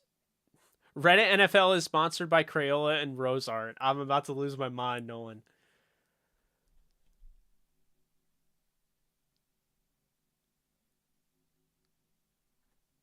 I agree. And here's the thing, like, with YouTube, I want everyone to know that, like, they can post links. I didn't block, like, other YouTube channels. I didn't block the opportunity for them to post links. I have no issue if you promote your stuff on here. I don't have an issue at all. If you have another video, you can promote it. I would never stop you from doing that, but guess what? I'm my own YouTube channel, and I'm basically checking off the box to allow you guys to promote whatever you're doing in the comment section of my video, which could take away your viewership from my video. Think about that. I'm allowing that, but like Reddit Rams isn't allowing me to post my Rams content on their channel because it's self-promotion. Right. All right, cool. Thank you, Matthew. Brandon, thank you so much for donating. Man, F Reddit, you've been doing great on YouTube, Twitter, and the Discord. Stick to your guns, my guy. By the way, that's another reason why I love I love the Discord, which if you guys haven't already, you should join. We're at 442 members. The people in Discord I know are just the extras that Like they do an extra, the extra to support me. They're the people that really like my stuff, and it's just it's awesome. Like I know the people I'm interacting with on Discord really support what I'm doing. They're not like half-assed. They don't, trash my stuff, which fine, whatever, but I really appreciate people in Discord, people on YouTube, you know, I can't stress it enough. And it's so cool. It makes my day to be able to go on Discord and I don't even have to say anything. I just look and I can see everybody interacting and they're all people that are like part of this community that we've all built. And I just feel like that is the coolest freaking thing that I can imagine. Having this own, like my own community that has come from literally nothing. I was nothing in 2015. Like I dropped out of college. That's what I did. I dropped out of college. And now here I am. I got 13.5K subscriber base. I have almost 500 members in a Discord that literally is titled DTR and JKB Community. DTR is my company, and JKB is just, I don't even know why I say JK Bogan. I just do. And then my Twitter I look at, and I have over 12,000 12,000 followers, and I'm verified. So like, it's just freaking awesome. Like it's surreal. At one point, I felt like I hit rock bottom, and then here I am. I'm like this, Appreciate you, LA Rams. Oh, you're still gonna watch? Well, I appreciate you anyway. So you have a good one. I was going to say, how does it feel to jump on these anytime and have a ton of people excited to talk Rams football or other topics? It's amazing. It's awesome. It's therapeutic for me too, because I do have depression and anxiety. So like I do get super depressed and I have seasonal depression, but I also get depressed over things that maybe other people wouldn't. And I don't do it on purpose. Like it's just something like my body reacts in a way that I cannot control. And I may sit there and want to just not doing anything all day. And I can tell you right now, I'll be completely honest with you. I've had moments in days where I was going to stream and I didn't because I was too depressed to, for no apparent reason.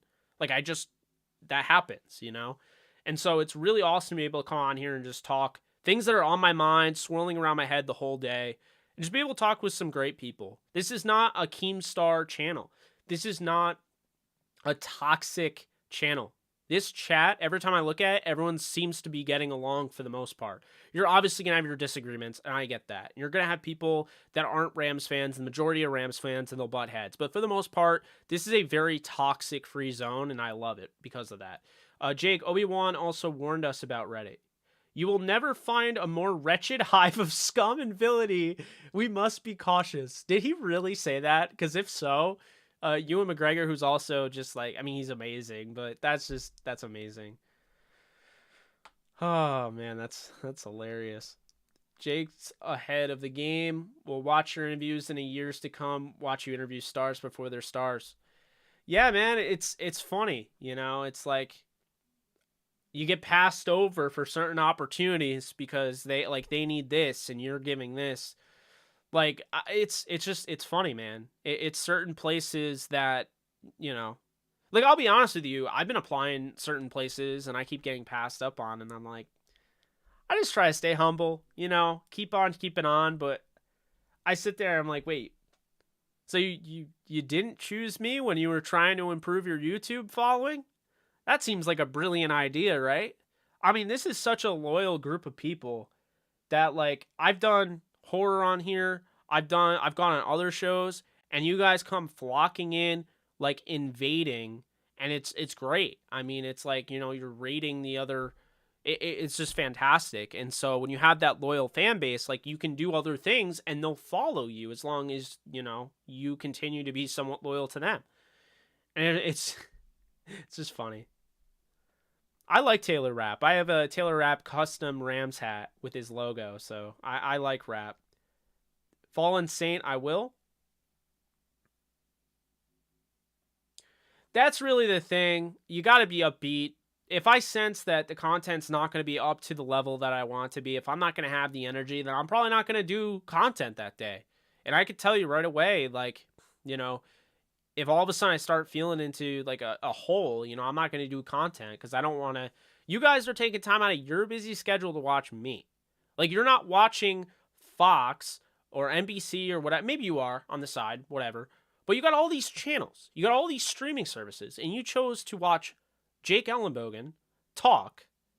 Like, like, I'm going to give you the best I have. And if I know I'm not going to be able to give you the best that day, I'm probably not going to go live. If I start to run out of steam towards the end, that's normal. That's we're human. I get that. But I'm not going to sit here and be like, why do you keep asking me questions, man? Like, I'm so tired. Like, I'm not going to do that, It's not going to happen. I'm greater than Skip Bayless. Thank you. I appreciate that. Anxiety part of the creator starter pack for real. Absolutely. Absolutely. When you're doing all sorts of stuff. Like, I'm writing for the game day, which I'll be writing more baseball stuff for the game day. Baseball betting. Stay tuned. But writing that. You have Downtown Rams, which, is part of the Downtown Sports Network LLC company that I own. So you have Downtown Rams. Today, I got reached out to by a huge company that wants to sponsor a podcast. Like, I go through these things, and they're all in my head, and it's great. It's great. Opportunities are great. But they can pound you like a rock, if you let it. And so it's not really getting depressed in that instance. It's more so anxious because you have all this stuff floating around in your mind. And then maybe at the same time, if you're like me, you're also looking forward to a Tyrann Mathieu move. You're starting to look forward to, maybe some draft interviews. So you got all this stuff swirling in your mind. You just got tickets to see Multiverse of Madness in a month, Oh, the lease of the car's coming up. That's in your mind, different things. So, oh no, you're warming up to Skip? Thank you, Substance. Yeah, I'm a big fan of Tom Grossi. So that was awesome to be able to link up with him. Really respect him. Like, we do different stuff. I'm kind of similar, but different. Like, I feel like that fan engagement that he has is what I want to have with my community, and I'm hoping that I'm like that. I feel like I am. If you guys feel like I could be more open to fans, then let me know. But for the most part, with my audience, I feel like I'm pretty open. I mean, we have these talks like we're at a bar, But he does the comedy stuff. I'm not a comedian. So, like, I can't even try to do that because I don't view myself in that way. Like, I'm more likely to direct a horror film than I am to create a comedy YouTube video. Like, that's as simple as I can make that.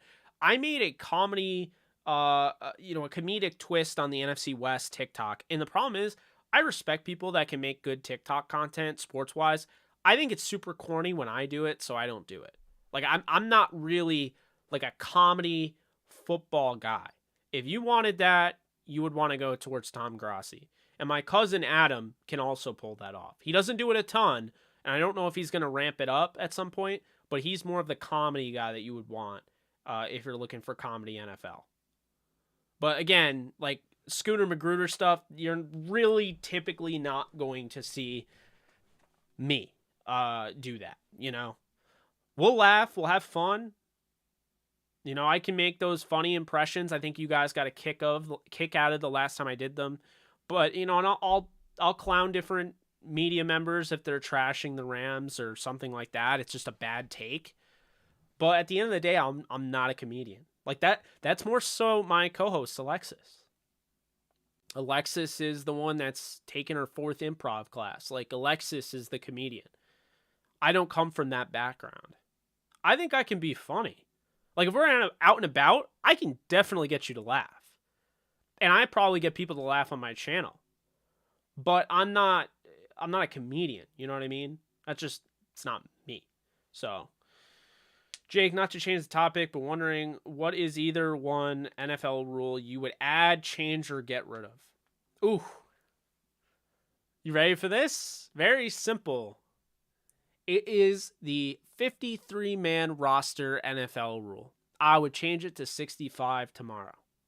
I don't care. All right? I don't. Actually, I might increase it to 75. I might increase it to 75 Because first off, Madden would have no issue doing that. They give you a 75-man roster, and then you have to cut down to 53. So I would increase it to 75, and here's why. Jobs. NFL jobs. Up the cap. You're not paying them that much money. Boom. 75-man roster. I don't see why it wouldn't be that. You know, I've talked to, my guy Leroy Irvin, former, Pro Bowler, returner, the Iceman, the Rams legend. I've talked to him a lot. And he came on the show one time in specific and said there has to be at least 65 guys on a roster. There's too many injuries. It's a sport where there's so many talented players, and the difference between this guy and this guy is like this. So he was saying there needs to be like 65 guys on a roster. I think 75 is the magic number. Why do you have to cut down to 90 to 53? Why are we trying to get rid of jobs? Why? Yeah, 53-man roster's dumb. And explain this to me. If you had 75-man rosters, would you still have to only play 47? Why can you only dress like 47 players? That's so stupid. Whoever's on the roster should be able to be active for that game. The mandatory inactives are one of the dumbest things in sports, especially you're playing a violent sport like football and you're playing 17-game schedules. And now you're telling me, oh yeah, you can't activate your third string quarterback. He has to be inactive. So if your two quarterbacks go down, sorry, you're going to lose. Like, who thinks of this? Like, just apply logic for 2 seconds and you realize how freaking stupid that is.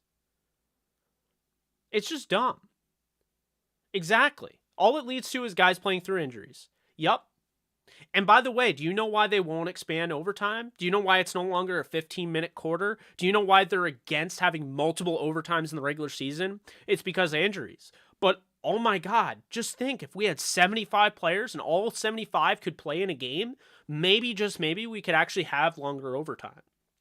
Maybe it would be like a pinch runner, a bullpen. It would be like a combination of like how baseball is. Oh, this guy's getting tired. Let's pull him and let's use this guy. Like, but no. No, that would make too much sense. So we're not going to do that. Yeah. If you want an extra week of the season, like increase the roster size. Look at the Rams. Last year, they had to teeter-totter between taking guys off the roster and then putting them on the practice squad. Like, ridiculous. And if it was 75, they wouldn't have lost J.R. Reed and they wouldn't have lost Juju Hughes. There's probably guys that they have cut in the past that they would be able to keep. Just saying, man. Doesn't make sense. Oh yeah, Peo's great. Peo's a really good dude. Like that's what I like. When you're a good content creator, you're good at your craft, you know your stuff, and then you're a good person on top of it. Like I know Peo time would be like awesome to go and get a beer with. Like he's just a good person. You know what I mean? Like I don't know if he's in here. I'm not trying to like, get brownie points with him. I'm just being real here. Like I think he's a genuine human. Like Nolan. I talked to Nolan on here, the Super Bowl, or I don't know what show it was, but I had you on. And, like, I could just tell you're a genuine human being. Like, you would definitely have me laughing my ass off at a bar. Like, I would be on the floor, cracking up. Broken glass everywhere because I would have slammed my glass in, like, just being, like, laughing. You know what I mean? I mean, it's just, Substance, same thing. I mean, I'm sure a lot of you would probably get me to freaking laugh my ass off. And we would just have a great time. And Substance, actually, you live near me and you never told me this. I could not even believe that. I'm like, you're like, yeah, I'm at Crossgates. I'm like, Crossgates in Albany? Like, you do realize I'm like 30 minutes away from there, right? Like, yeah, we all gotta meet up. I have to have a mass meetup with this YouTube community, man. At a Rams game. I gotta hire somebody and have our own little tailgate, right? Like when I start getting enough money where like all of a sudden I can just go to games and stuff like without question, I can hire my own like catering crew And it will be like the Jake Ellenbogen channel, you know. Like, I want, like, my crew to be there. It would be cool.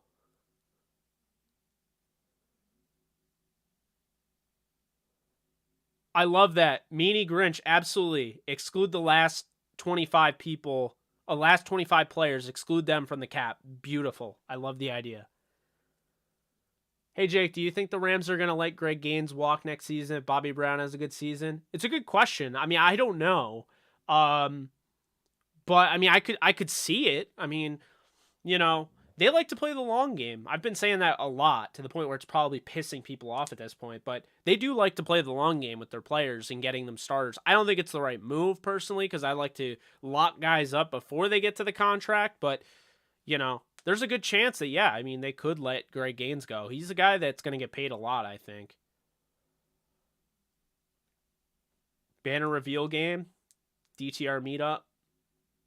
Yeah, Alexis, if Alexis and I hosted, if we hosted like a party, like a tailgate party of like the DTR fan base, that would be really freaking cool.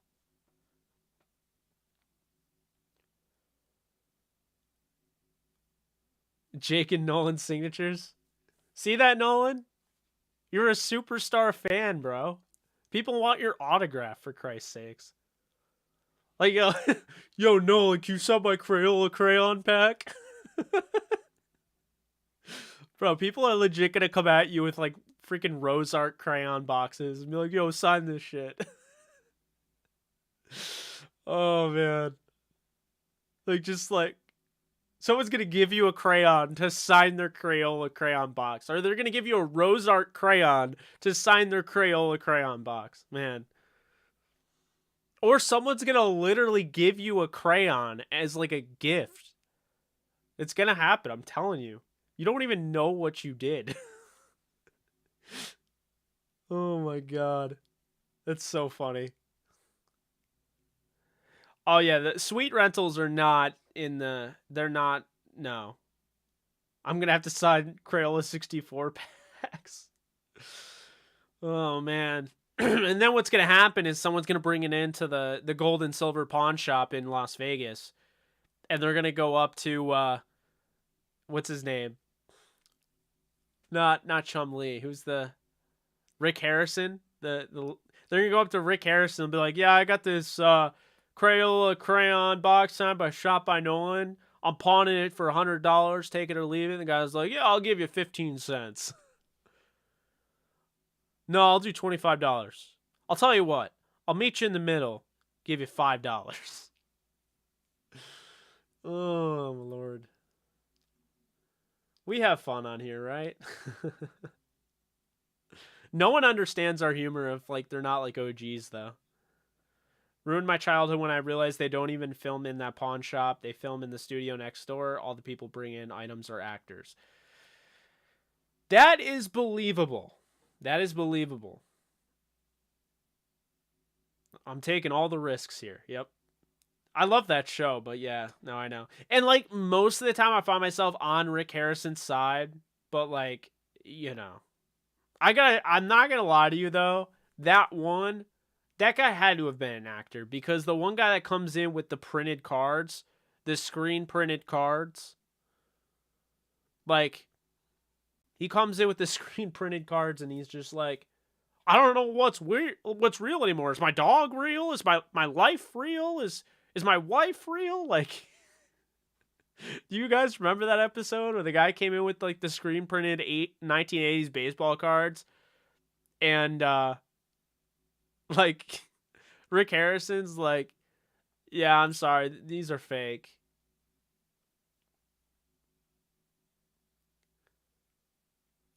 A reality show isn't real? I'm probably going to piss people off with this take. I like Pawn Stars. I never liked Impractical Jokers. I'm sorry. I don't find that funny. I find your guys' sense of humor funny. I don't find forced sense of humor pranking funny. Most of the prank videos on like Instagram and YouTube actually bother the shit out of me, to be honest with you. Oh, man.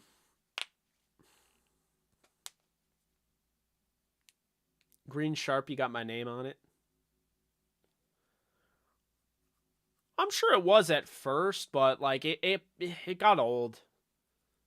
I was never a fan of it, but I could see how at first it was like its own thing. All right. I don't know. Like at one point, Wipeout was pretty funny. Like I enjoyed Wipeout. I actually watched it the other day because John Cena is the host, and I'm like, John Cena is one of my favorite humans on planet Earth. So.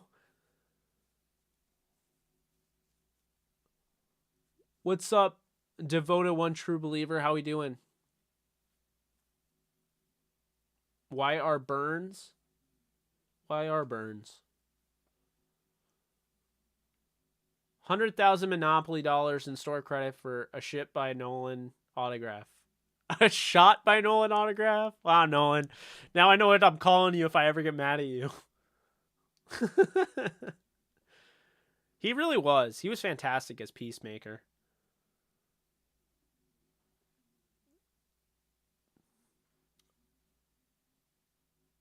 You know, I gotta go. Why are the Bucks and Packers have better odds to win the NFC? It's so stupid. The Packers now have better odds? That's crazy to me.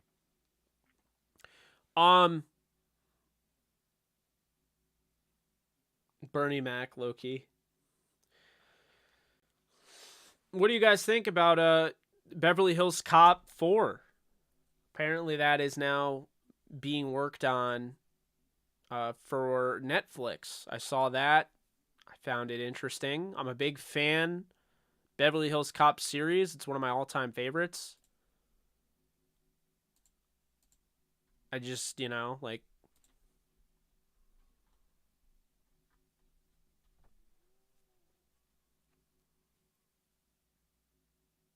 You were center frame for at least 15 seconds? That's legit, man.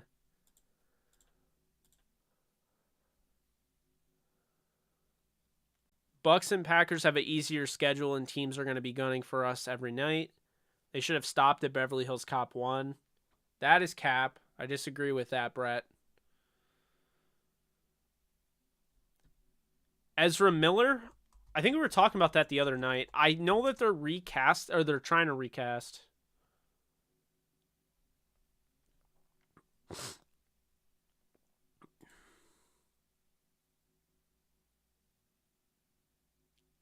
All right. I think he's going to get the movie's going to come out. I think he's going to get recast though. Which is the shame. I like the casting choice for him, but he keeps getting into trouble. Would I sign Gronk if I had the money to? Sure, but I wouldn't sign him not, and not go after Tyrann Mathieu. Like I wouldn't sign him and be like, "That's good. We're good." I'm a Yankee fan, yes.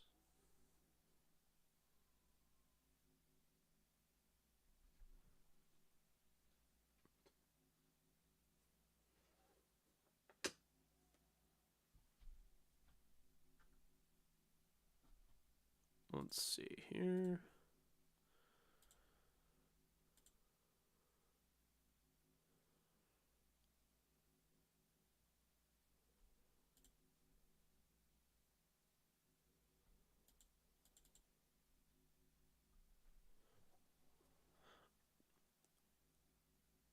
Unless the league forces the Rams to give up a home game playing in London, the Rams play 9 games in SoFi next season. That's crazy. Who's directing Beverly Hills Cop 4? I just saw that. It's Mark Malloy. And before, let's look at what has Mark Malloy done. IMDb. Mark Malloy has directed. Oh, is this is his first? This is Mark Malloy's first film that he's directing.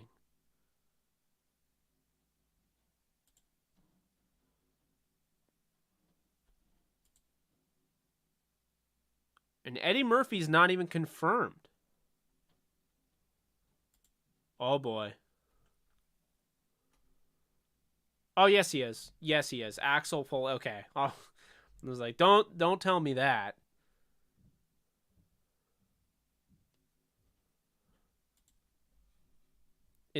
Are any of these guys from?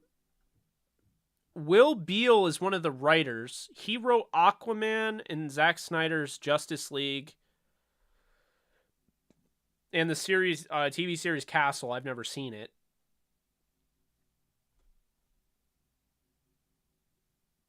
So I mean, he's written for. He's got a little bit of a resume here. Mark Malloy does not. Will Beal is the one I was talking about. Josh Applebaum, who is another writer, has experience. He's produced Cowboy Bebop, the new TV series on Netflix, Limetown. Interesting. Teenage Mutant Ninja Turtles live action, Mission Impossible Ghost Protocol. So I mean, he's got some experience.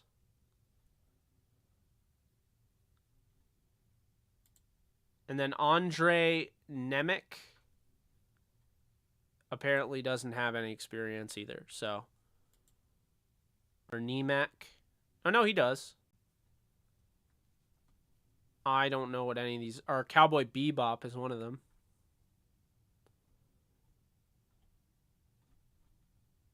Wait, this is okay. So they're so he. Oh wait, no. Nemec has okay. So Beal and Nemec have experience. Applebaum does not, and Mark Malloy does not. We'll see where it goes.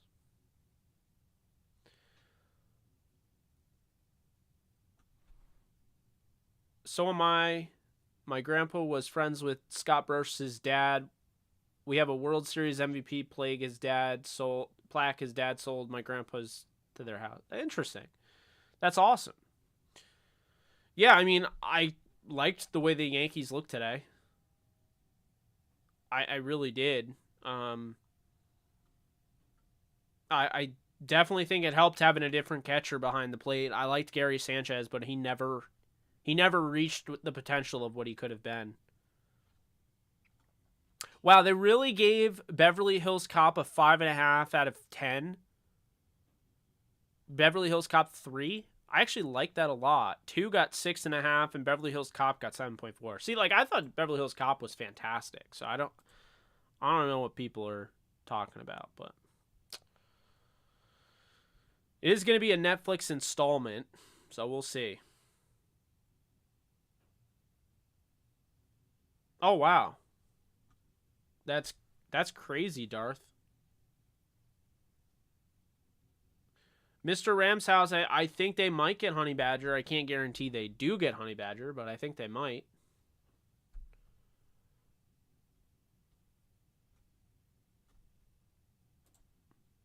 What else you guys want to talk about?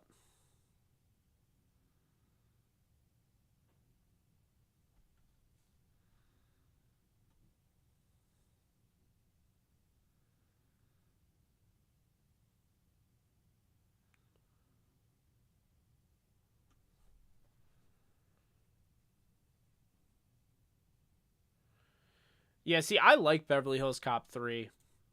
I don't know what the hate was all about.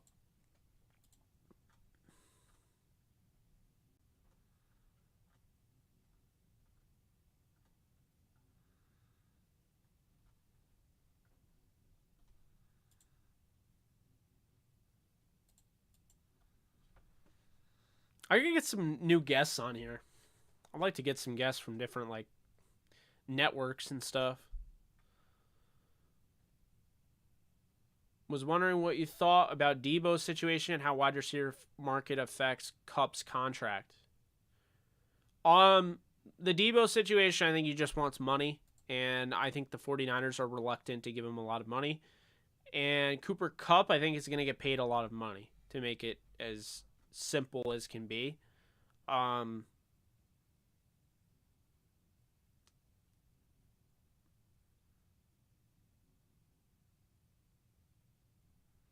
I did not see that. I've been seeing like it's weird because I've been seeing Rams fans that are like Deebo's going to the Rams. I'm like, you do realize, even if he wanted to, The 49ers aren't trading him to the Rams, right? Like, that's not happening.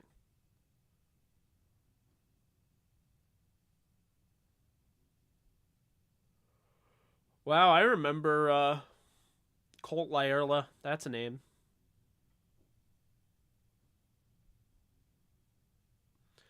Would I pay Deebo top tier money? Yeah, absolutely. If he was my number one receiver. Oh, yeah. If I was the Niners, I'd pay him top tier money. Oh, so I want to tell you guys. So as you guys know, if you've been watching, I finished Gotham. I love Gotham. But the other day, like actually it was yesterday. I was like having a hard time sleeping all day, and then I was feeling like kind of sick. So I pretty much stayed in bed like the whole day, and I watched Outer Banks. Has anybody seen Outer Banks? Holy shit! Outer Banks is freaking awesome. Like I couldn't believe it. I thought it was like gonna be like a teeny bopper type of like I gave it a shot. Outer Banks is phenomenal. Like if you guys have not seen that show, I watched 2 seasons in one day. Like I was that obsessed with it. I was that addicted to it. Right off the rip, I was like, this is interesting. And then it went from interesting to like it got crazy. Legit. Outer Banks on Netflix. You gotta watch it. It's got Chase Stokes, who has been rumored to be the next Johnny Storm in the Fantastic Four movie. I'm not saying he is, and do not quote me on that. But there's a rumor out there that he is the next Johnny Storm. He'd be a perfect Johnny Storm. It's a bunch of rebellious kids who they're like in high school, and it's like treasure hunting type deal. Like, but it gets crazy. There's twists, there's turns, there's blood and killing and all sorts of like detective work. Those crime, like it's crazy. It gets way crazier than you would think, but I can't wait for season 3. The only issue I have is that I watched season 2 too quickly. I did not know season 3 wasn't like coming out like now. You liked it too, Mr. Ram's House? Yeah, Outer Banks is like awesome. Yeah, oh yeah, absolutely. You're like, oh, it's not so happy go lucky.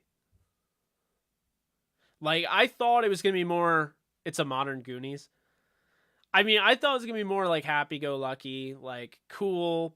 I didn't think there'd be like guns and like knives and stuff involved, but here we are. Like, and I'm not against like horror, obviously. I'm a horror fan. I have Michael Myers in the back, okay? Knives don't freak me out. Blood doesn't freak me out. But I was a little shocked about how dark it got. Like it's crazy. It's pretty crazy. So I just want to throw out there because if you're like me, you've probably scrolled past on Netflix so many times Outer Banks. I can tell you right now, it's legit. It's very good, and you should watch it. I'm watching the OC now because I'm a huge Ben McKenzie fan. He was Commissioner Gordon on Gotham, so that is what I'm watching at the moment. On episode 3, I'm going about it slow. There's just like 5 seasons, so I watching that. I got Pennyworth, the Alfred Pennyworth prequel on my list on HBO. I still gotta watch Logan. You guys keep telling me how great the Logan movie was. I gotta watch it at some point. I got plenty of stuff to watch, but that's what I've been up to. I want to see Halo at some point. I know someone talked about it in the comments section and it scrolled really quickly, but like Halo is a show that I'm definitely wanting to check out.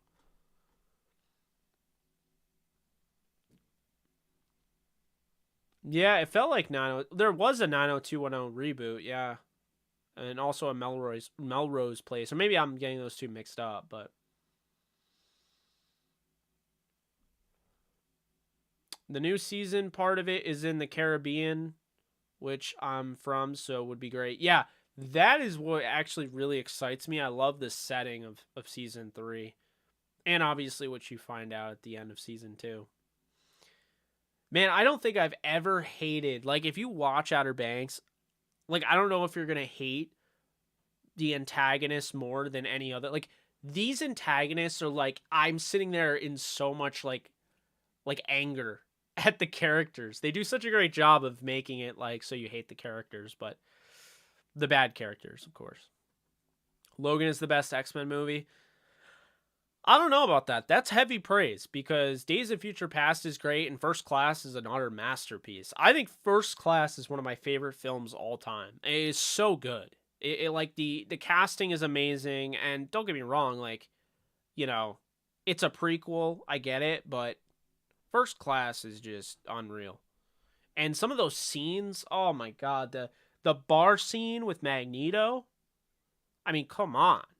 Does it get any better than that? Them talking about like the Nazi farm and then the Frankenstein's monster scene. You guys got to see it. Just Google it. It's amazing. It's such a great scene. Like you could sense all the tension in the room because, Magneto has that, that background, but wow. Well, that makes me excited then. I'm excited for Logan. Jake, the Halo series Master Chief and Covenant looks sick. The designs are great. That's awesome. See, I've always been a PlayStation guy. I had Xbox One until I sold it pretty recently. I had it for a while, and I never played Halo. Like, I played it back in the day when I was little. I played Halo 1 and Halo 2. I liked Halo 2 because I liked the energy sword, and apparently you couldn't use it in Halo 1. And I only played Halo with my friends. It was back when I lived in Massachusetts. So my friend Jake and, his cousin Adam, not my cousin, but his cousin, my friend Jake, he and I used to play Halo all the time. All three of us, like, we would go at it like it was a battle royale, So, it was one of those things where, I played Halo like the multiplayer, but I never actually played any of the campaign. I know nothing about it. So I almost want to watch it more because I don't know much about it. That's what makes it more interesting for me. The story you're skeptical about, Magneto quarter scene, man. Yeah. He's got so many scenes, man. Michael Fassbender steals the freaking show. I still haven't seen the Assassin's Creed film. I understand people say it's a joke, but I got to give it a shot because Michael Fassbender is the main character, and I feel like something with Michael Fassbender can't be terrible. Like, maybe it is. It's probably not going to be his fault, but I'm definitely interested in watching that as well. Never forget the time where I was at the theater and, they have all the previews going on. And I'm somebody for a long time, I've been outspoken the fact that I always wanted an Assassin's Creed movie. And I remember when Total Recall with Colin Farrell came out. And that, the remake, which I didn't know it was a remake. So I'm watching this and I'm like, oh my God, is that the Animus? Are we getting an Assassin's Creed movie? And so I thought Total Recall was going to be Assassin's Creed. I was so bummed when it wasn't. But then I saw Total Recall, and Colin Farrell was awesome in that movie. Really good. Because I think it was Schwarzenegger who was the original one. Really good remake. I don't have a problem if you remake old movies. They're really good. If you just kind of half-ass it, then I can just tell you didn't have an idea. The studio needed money. And so they just were like, hey, we haven't made this in a while, so let's just bring 20 years later into, I hate when they do that. But nothing beats the very first X-Men. Sabretooth looked like such a badass and scary. Oh, yeah, what was his name? Was that, Schreiber? Is it Liam Schreiber, or however you say his name? I don't know. Remakes are hit or miss, mostly miss. Yeah, I mean, I like Total Recall. I liked Flatliners. I don't know why everyone hates Flatliners. I thought that was a fun remake. If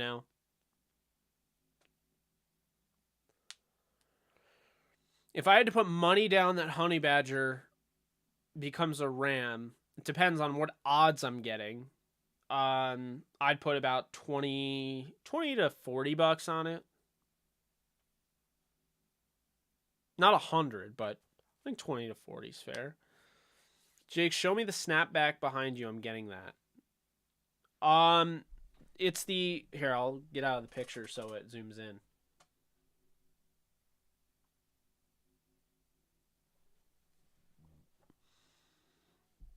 It's just the LA logo, which is the only logo that you'll ever see me rock.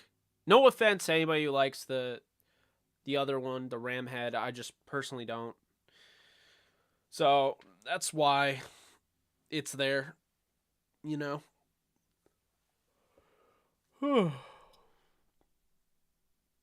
Hey Jake, do you think that the Rams will look into Kobe Bryant from the draft? I do, but I don't know if he'll be there.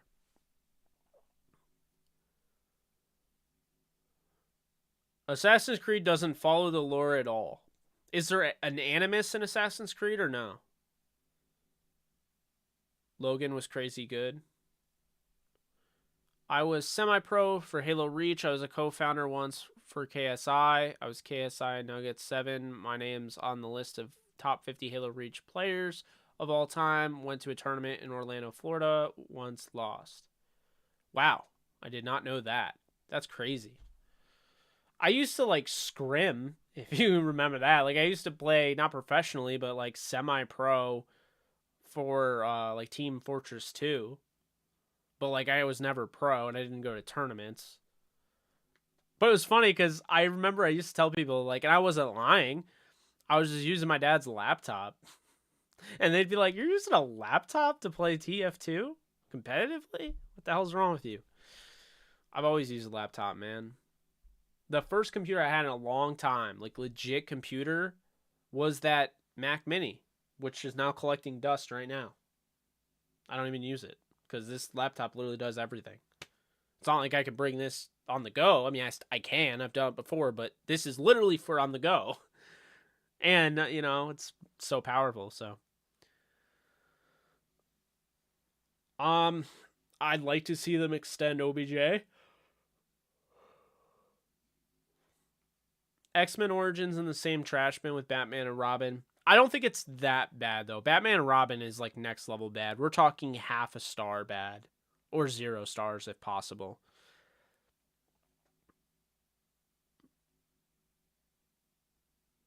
Oh, I feel that. Yeah. Do you guys remember when you used to be able, I don't know if you do remember this, but you used to be able to win money, or I think you still can. You could play online and win money playing, like, Madden. I won a bit playing Madden. Believe it or not. I know some of you have seen me play Madden. You're like, how the hell did you beat anybody? Yeah, I mean, I've won a bit of money before. I not enough to, like, actually get, like, a tax. That's how you know you didn't win, like, much. Like, if they're not sending you, like, a tax form, you didn't win enough to actually, for it to really matter. But, you know.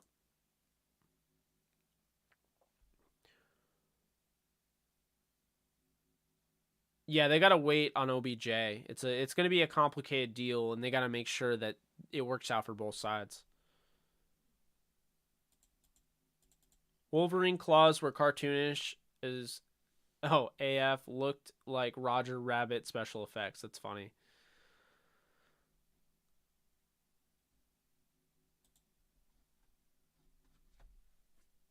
Hey, it's not as bad as the Wolverine. Do you guys remember that? The bone claws? Come on now. Was he fighting robots? Like, what the hell is that? The Wolverine is the worst one. I can't believe Hugh Jackman got sucked into doing that. I mean, that's awful. That was bad. I ain't even gonna lie to you. That was bad. I mean, I think KD Dixon is kind of like a late third day guy, undrafted. So maybe it's special teams. I don't know. Keep in mind, if they're interested in a guy, it doesn't necessarily mean if they draft him, he'll be on the roster. Like, they could be looking at him as a UDFA, targeting him for, like, as a camp body.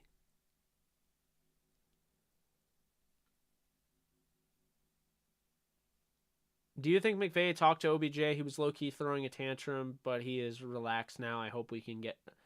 I mean, I don't know. I don't know how much contact these guys have with, like, coaches and stuff during the offseason. I would assume they have a little bit, but... Agree. I think Jim Carrey did a great job, and just the movie was absolutely trash. No, and it's weird. I'm seeing a lot of mock drafts where, like, the Rams don't take a running back. I would 100% take a running back. You got two running backs I really like, but, like, neither can stay healthy consistently.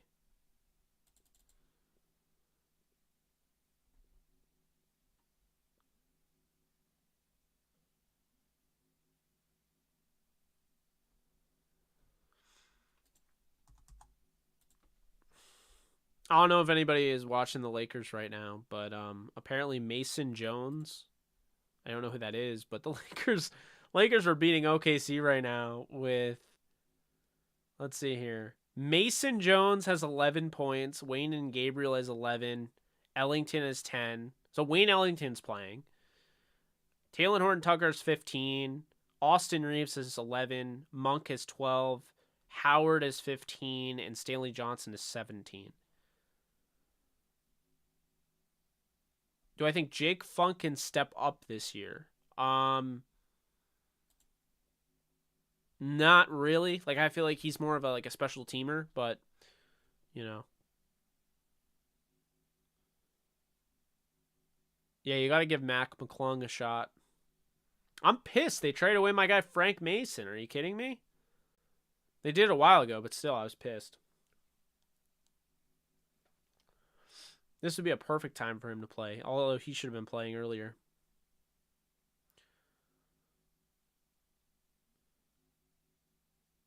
Do you guys see that Duke got their 5th 5-star commit for 2023? KU doesn't even have a commit, period, for 2023. I cannot even tell you how much I hate that team. Duke basketball. Like, if I ever have a Duke football player on, like, and he looks at this or whatever, like, it's nothing against Duke football. Like, nothing against them. I hate Duke basketball so much.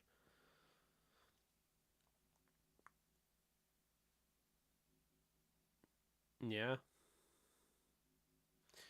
How old is Mason Jones? Is he like a G League lifer or?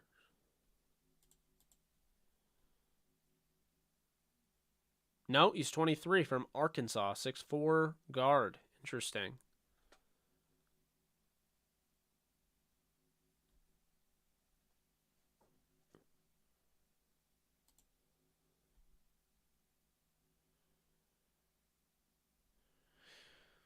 Yeah, I don't think it was Allen Robinson. I also think it was something different. Good question. I'm not sure about Baker.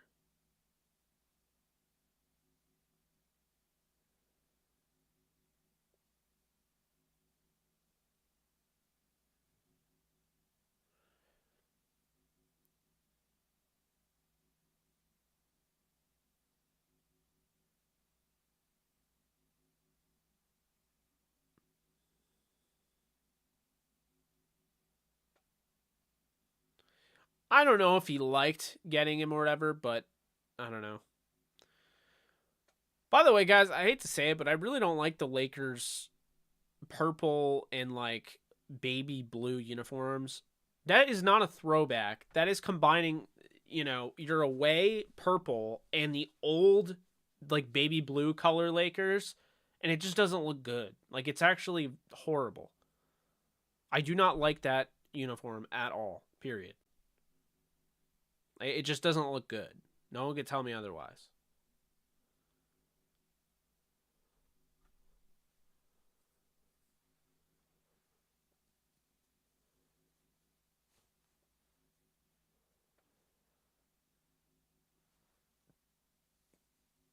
They offered the number one recruit a multi-million-dollar. Wait, colleges can pay athletes now? How does this work? Like, how does NIL work? Can colleges actually pay athletes? I thought it had to come from outside of the NCAA.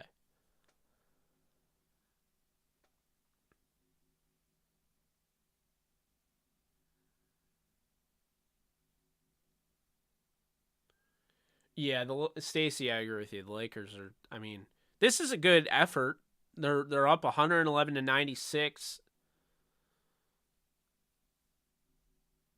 I mean, everybody's sitting at this point and they're playing their heart out. But I mean, it makes sense. They're playing for, obviously they got to. You got to put some good tape out there. You don't know if he'll be on this team next year.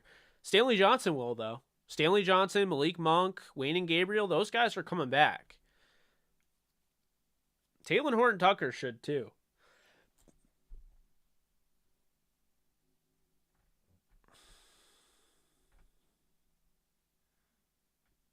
Okay, so you can pay. I didn't know that.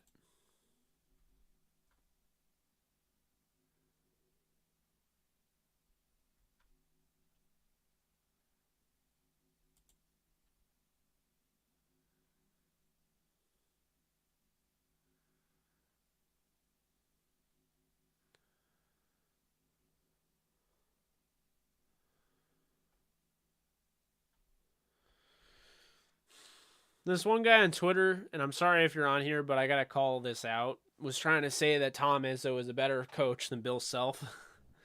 No. The best coaches in college basketball are Bill Self and Jay Wright. Period. Vogel on Indeed.com right now. Oh, man, you really do not miss. You do not miss, man. This is what I'm talking about. I wouldn't be able to hold a freaking beer glass if I was next. Izzo? Oh, man. Tom Izzo hasn't won a championship since I was 4 years old. And I have some numbers for you because, you know, if somebody challenges me and I'm passionate enough, I will pick apart an argument. So, he said that Izzo's better than Bill Self. And I said, nah, KU versus MSU. Ready for this? I'm not saying Michigan State has never had success under Tom Izzo. But since 2011, this is where we're going with this. Bill Self has 16 Big 12 championships. Okay? Tom Izzo has 10 Big 10 championships. First off, the Big 12 is better than Big 10. Big 10 has a 29-season championship drought. Or something like that. No, it's not that long. There's no way because Michigan State won in 2000. So it's 22. So the last time Michigan State won the championship in 2000 is the last time the Big 10 has ever won a championship in the NCAA basketball. Okay? So 16 Big 12 titles to 10 Big 10 titles. But let's think about, can you honestly bet against Tom Izzo? Oh my God, Nolan, no. So anyway, so we got the titles out of the way. Self wins in that category. Self title in 2022. So in 22, title, Izzo out in the second round. Okay. 2021, second round for Kansas, and Izzo first four. So they didn't even get to the tournament. They lost in the play-in. All right. This is where Izzo wins. So 2019, Bill Self, second round. Izzo, Final Four. 2018, Bill Self, Final Four. Izzo, second round. 2017, Bill Self, Elite Eight. Izzo, second round. 2016, Elite Eight Bill Self, first round Tom Izzo. 2015, Izzo got the Final Four, Bill Self out in the second round. 2014, Izzo got the Elite Eight, Bill Self out in the second. 2013, Sweet 16 versus Sweet 16.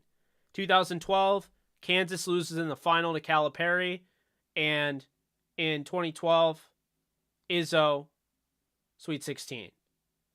2011, Elite Eight, Izzo, second round. Bill Self has never missed the tournament with Kansas. So, like, when people try to tell me Calipari, like, Calipari's missed the tournament. Like, Kentucky did not win the NIT one year. Like, they were in the NIT, and they did not win. Kansas has never missed the tournament. I think the lowest seed they've had with Bill Self is 4. Can you honestly tell me Tom Izzo is better? And then the argument was that Tom Izzo isn't as good of a recruiter as Bill Self. And I'm like, okay. So I did some research, and the recruiting classes are as followed. KU in 2022, 4th in the country. Izzo, 33rd. 2021, KU, 11th. Izzo, 12th. 20, Self, 23rd. Izzo, 51. 19, Self, 15. Izzo, 26. 2018, 5th. Izzo, 17th. 2017, 9th. Izzo, 49th. 2016, 16. Izzo, 3rd. 2015, 13th. Izzo, 25th. 2014, 9th. Izzo, 40th. 2013, back when they got Wiggins and Embiid, 2nd. Izzo, 79th. 2012, 11th. Izzo, 12th. 2011, 17th. Izzo, 19th. 2010, 48th, Izzo 9th. KU does not have Duke level recruiting.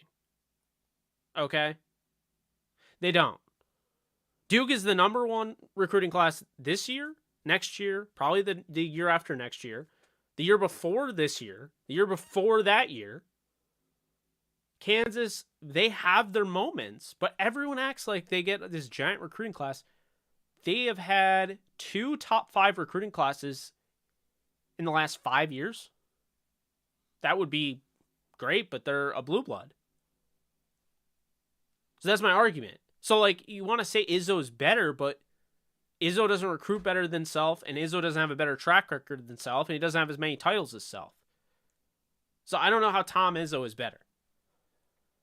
Thank you for coming to my TED Talk.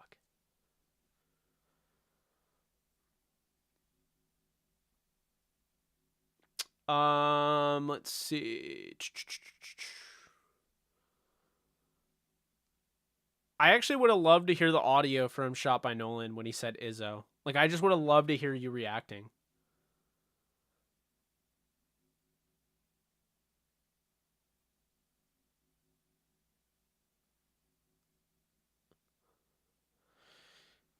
Well, I always hear, because Izzo's a nice guy. Izzo's troops. Look, I'm not saying Izzo's a bad coach. But the reason this came up is because there was this post. And I want to find it. I quote tweeted it because there was this post from Fox College Hoops. So many coaches deserving of this title. So we want to know what you think. Who is the best active men's basketball head coach? And the graphic has Calipari, Jim Boeheim, Bill Self, Jay Wright, and Tom Izzo. I know you did, Nolan. Izzo! Are you kidding me? So, you know, the graphic has those guys, and I'm thinking, well, there's only... Everyone on that graphic has a title. But only 2 guys have multiple titles, and that's Bill Self and Jay Wright. And those are the 2 best coaches in college basketball. Bill Self and Jay Wright. The guys who beat the shit out of each other in the tournament. The guys who, if they play each other in the tournament, the winner goes on to win the championship every time. Period. Those are the 2 best. Jim Boeheim has lost touch of the league. I'm sorry. He's overrated. I mean, he's won 1 title, great. He beat Roy Williams, I believe, but, you know. Calipari beat Bill Self, great. He's also missed the tournament. They lost to St. Peter's, number 15 seed this year. St. Peter's ended up being really good, but Kentucky was expected to potentially go to the championship. I mean, like, that was a big, big letdown. Jay Wright does a ton with less. And if you want to hate on Bill Self for his recruiting, I mean, Bill Self doesn't, we talked about it. Bill Self has 2 top 5 recruiting classes in the last 5 years. That's not great when you're Kansas. So, you know.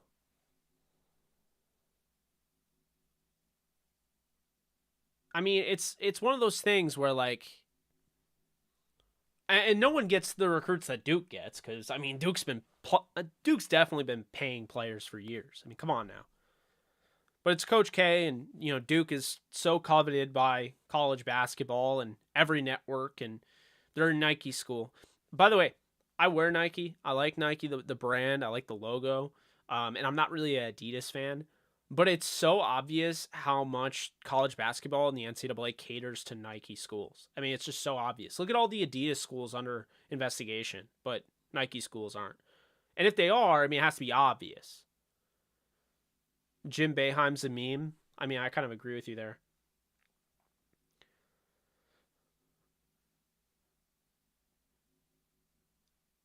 I could totally see Seattle getting Desmond Ridder. That would piss me off. Yeah, seeing Robert Woods in a Titans uniform hurts. Tay, I agree with you in that regard. I still don't think people will get Kansas's best teams are the ones without 5 stars. Bill Self's team this year that they won the championship with, basically, they didn't have 1 5-star recruit. You know? and they had the 11th recruiting class in the country. Michigan State legitimately had like the same type of recruiting class as Kansas and got all the way.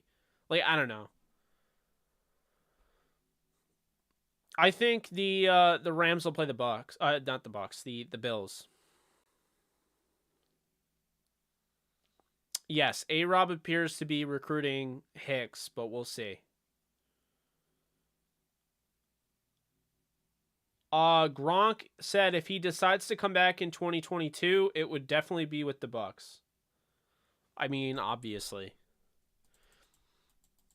Dude ain't going anywhere without Tom Brady, I can tell you that much.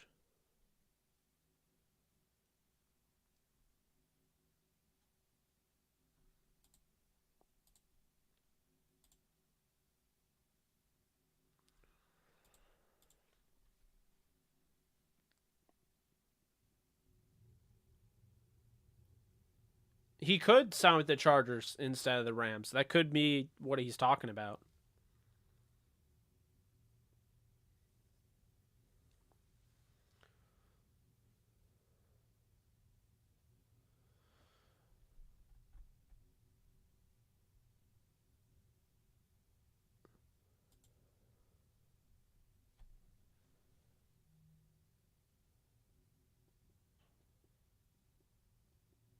Oh, dear God. Brady's always different. We always hear about it, but whatever.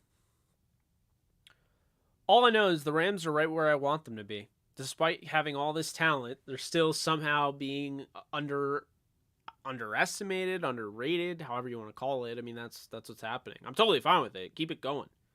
Keep downing the team, please.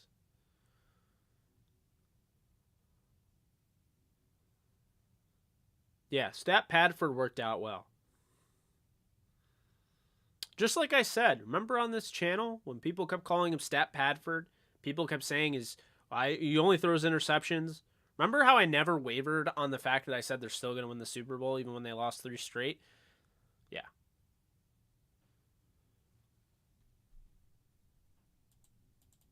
That's why. I'm always refreshing Twitter just in case anything comes up.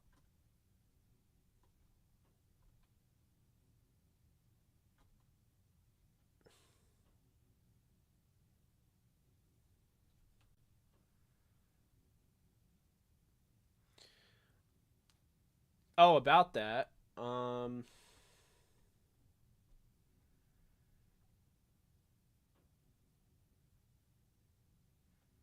You clearly missed Nolan in the Discord. Sneeds off to Gilligan's Island in the Discord. Posted, did the Los Angeles Rams get worse this offseason? I just posted a video. Did you know that? That's funny.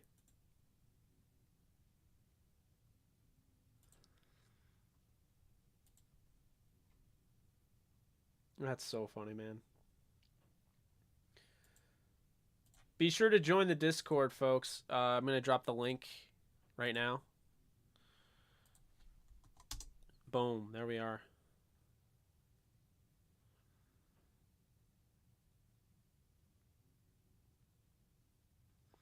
I don't know if he's done necessarily, but I think he's going to fall off. Yep, I see what you're saying, man. It's already happening. Dear God.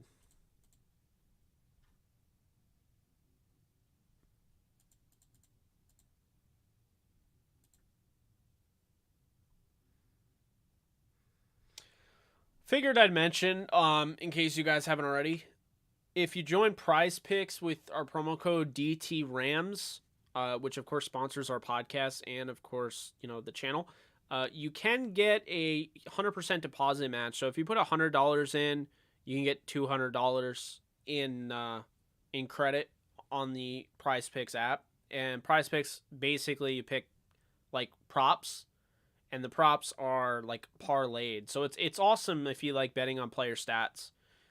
It's getting a lot more fun with baseball, and I highly recommend it. It's what I use, what Alexis uses. Check it out if you don't believe me. Prize Picks. Download the app. It's a free app. Use the promo code DTRAMS. Deposit up to $100. You'll get $100 back. So you'll have $200 to work with. And say you put $20 down on a 5-leg parlay, whatever you want to call it. Put $20 down. You can win up to $200 if you hit it. If you don't hit it, say you get 4 out of 5, you don't come away with nothing. You actually come away with 40. And if you only get 3 out of 5, you come away with 8. So you still somehow get some money back, even though you missed 2 of them. So it works pretty well if you haven't checked it out. Jake, I think Jalen, Aaron, and Allen are trying to recruit Badger. Yeah, I mean, there's a good chance. Oh, God. 80 is not... 80 is the guy that will retire at his best. Like, he'll still be amazing and retire.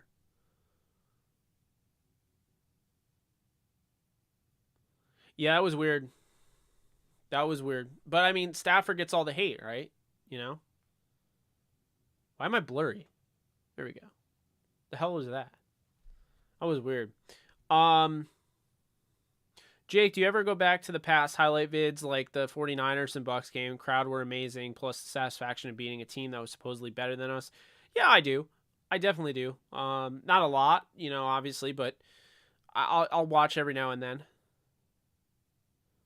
If Tom Brady was in Detroit, how many Super Bowls would he win? Maybe 1. Maybe. I'm gonna go with 0 though. I don't think that was a winning environment.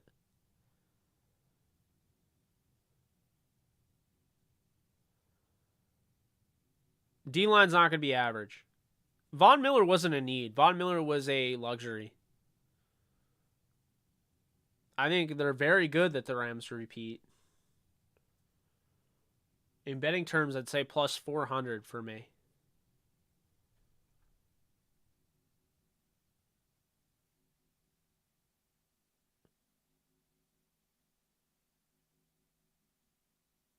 Wait, what? Am I missing something? The USFL started? What the hell?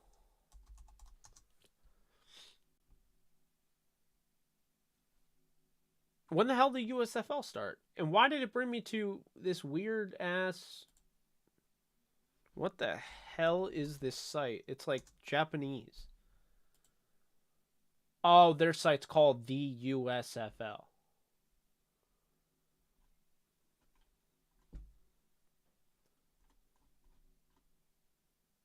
What is happening?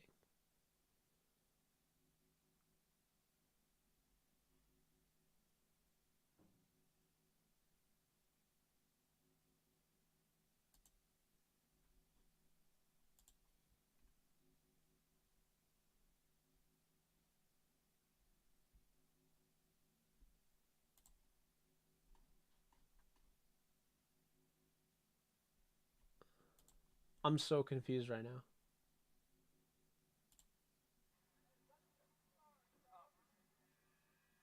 Great job of Akiem here. Just that kind of shows the chaos that happened after he caught the ball. What?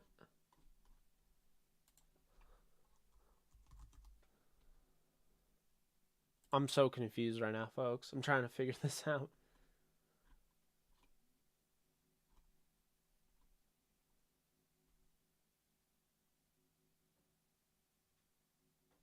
So it starts next Saturday, but I'm seeing that they already played? What? What is this?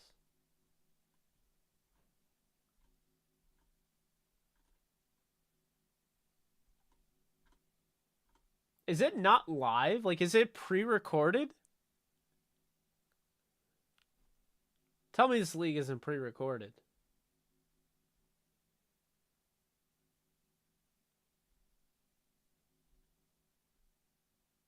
It's it's a scrimmage. Okay. I was so confused. I was like, what is going on? No, it's Wow. On USA, the Philadelphia Stars take on the New Orleans Breakers. And I'm hyped, man.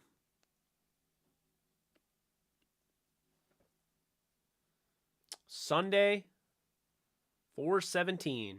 So next Sunday, New Orleans. As you know, I'm covering the Breakers this year. New Orleans takes on the Philadelphia Stars on USA. So Saturday, the 16th, it's going to be the Generals taking on the Stallions on Fox and NBC. Sunday at 4/17. So not the time, but 4/17. It'll be on NBC. Houston Gamblers taking on the Michigan Panthers. Stars take on the Breakers on USA. And then Fox Sports 1 will be televising the Pittsburgh Maulers and the Tampa Bay Bandits. So that is how that will go. It's a 4 p.m. game on Sunday. Breakers Stars. So if you guys have joined the Breakers fan base like I have, then, awesome. But so the two.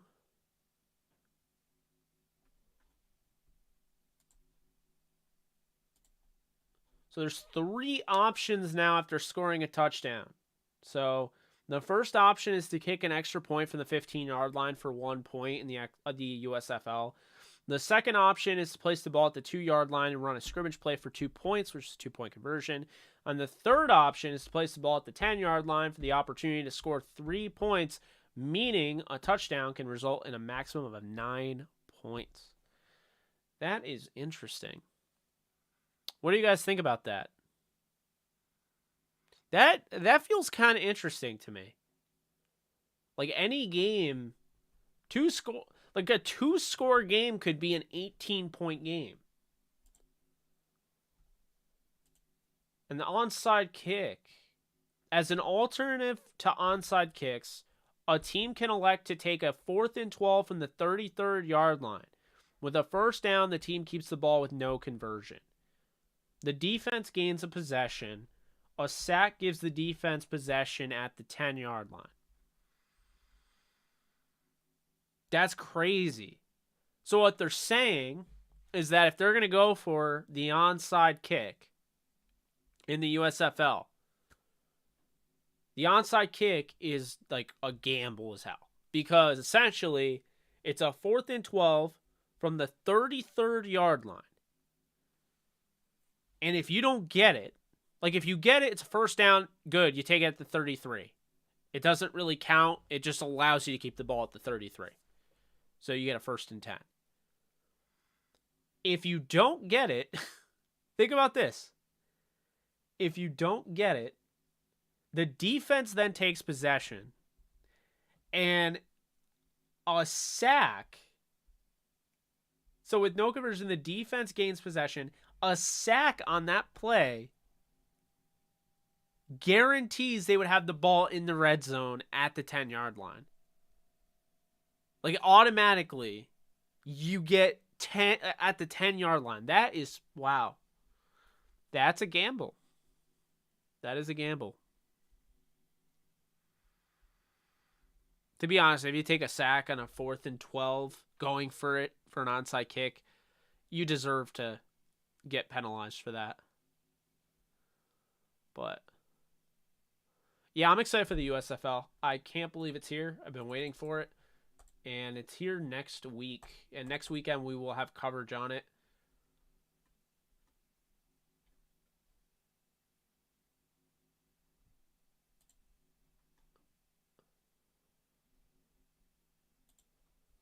Yeah.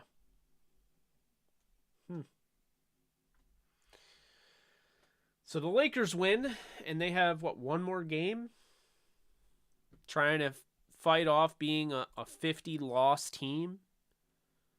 They're actually above 500 home team, believe it or not. 21-20 at home.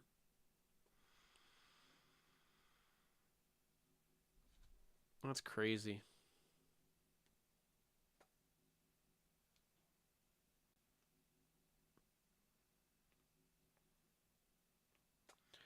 The Rams were interested in Brandon Cooks because they never wanted him. They never wanted to get rid of him. They felt like they had to because of Goff. He couldn't hit the deep ball anymore. The Rams will unveil their next uniform in July. Or so I'm told.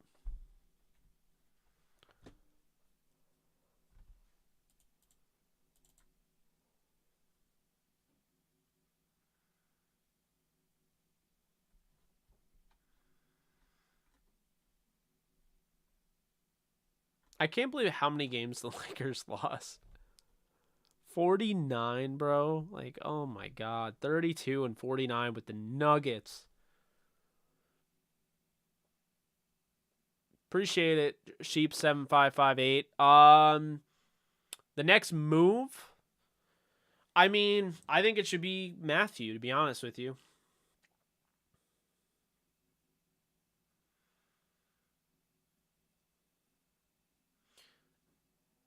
Can Ridley play in the USFL? That'd be interesting.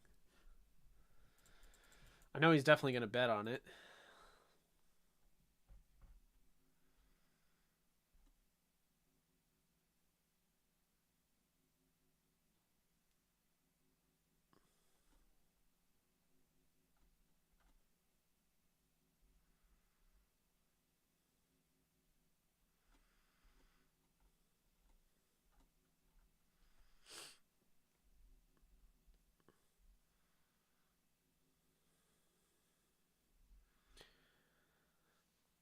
I think Matthew's the final piece, and then you draft a corner, and I think you're good. If it's yellow or black, I'll be fine. If it's neither of them, then I'll be mad. We don't need another white. Like, I'm sorry, I'm not a uniform guy, like god or anything like that. My content tends to steer towards actual football. But I will say I'm not a fan if the uniform ends up being like white and blue. I love the fearsome foursome Rams. I love Roman. I've talked to Roman is the man. Okay, I wear Roman Gabriel's shirt actually a lot. I don't know if you guys have noticed, but I'm a big Roman Gabriel fan. I've interviewed him before, but I don't like that uniform anymore. Okay, I liked it. You said goodbye to it when they were at the Coliseum that last year. They wore it. All right, it's gone. Done. We don't need a recreation of the 1960s uniforms, and here's why. They had that because it showed up better in black and white. But now we have color.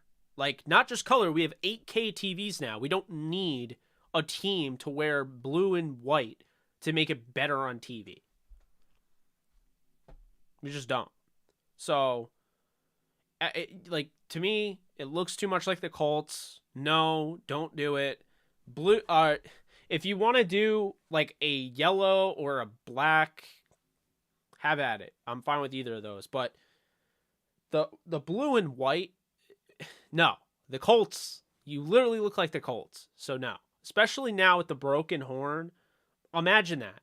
Doesn't that, like, really quickly, when they're running up the field, like, if you flick through the channels, that will look like the Colts. If you made this white, Colts.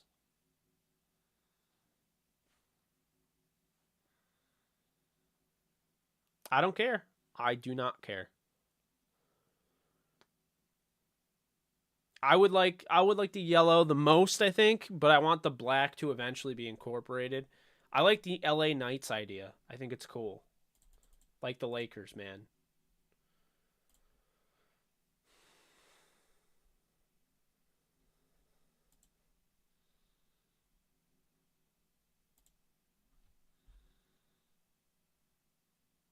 Oh, nice. Appreciate it.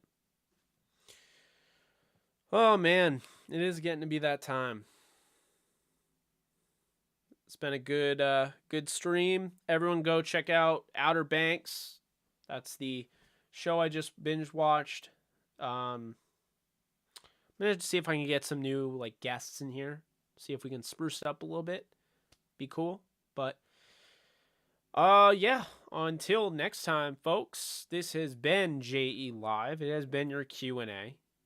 And I love y'all. You be good people, and I will see you guys probably tomorrow. And at some point, I want to go back to gaming. I keep saying, "Oh, I'm gonna game," and then I don't, because I realize how much streaming does take out of me. So I want to be on my A game, and it's hard. I'm not much of a gamer anymore.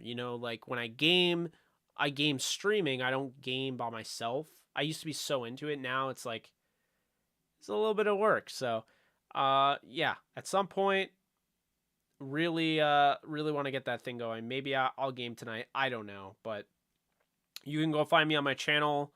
uh Jake Ellenbogen Gaming, over 1,000 subscribers thanks to you guys, which is amazing. But I really do want to get back into it, so sorry it's taken me a little bit, but I'll get back into it eventually. But appreciate you guys. I'll see you guys soon. I am out. You be good people. And by soon, I mean tomorrow at some point. So I'll be live tomorrow. And you guys have a good one. Later.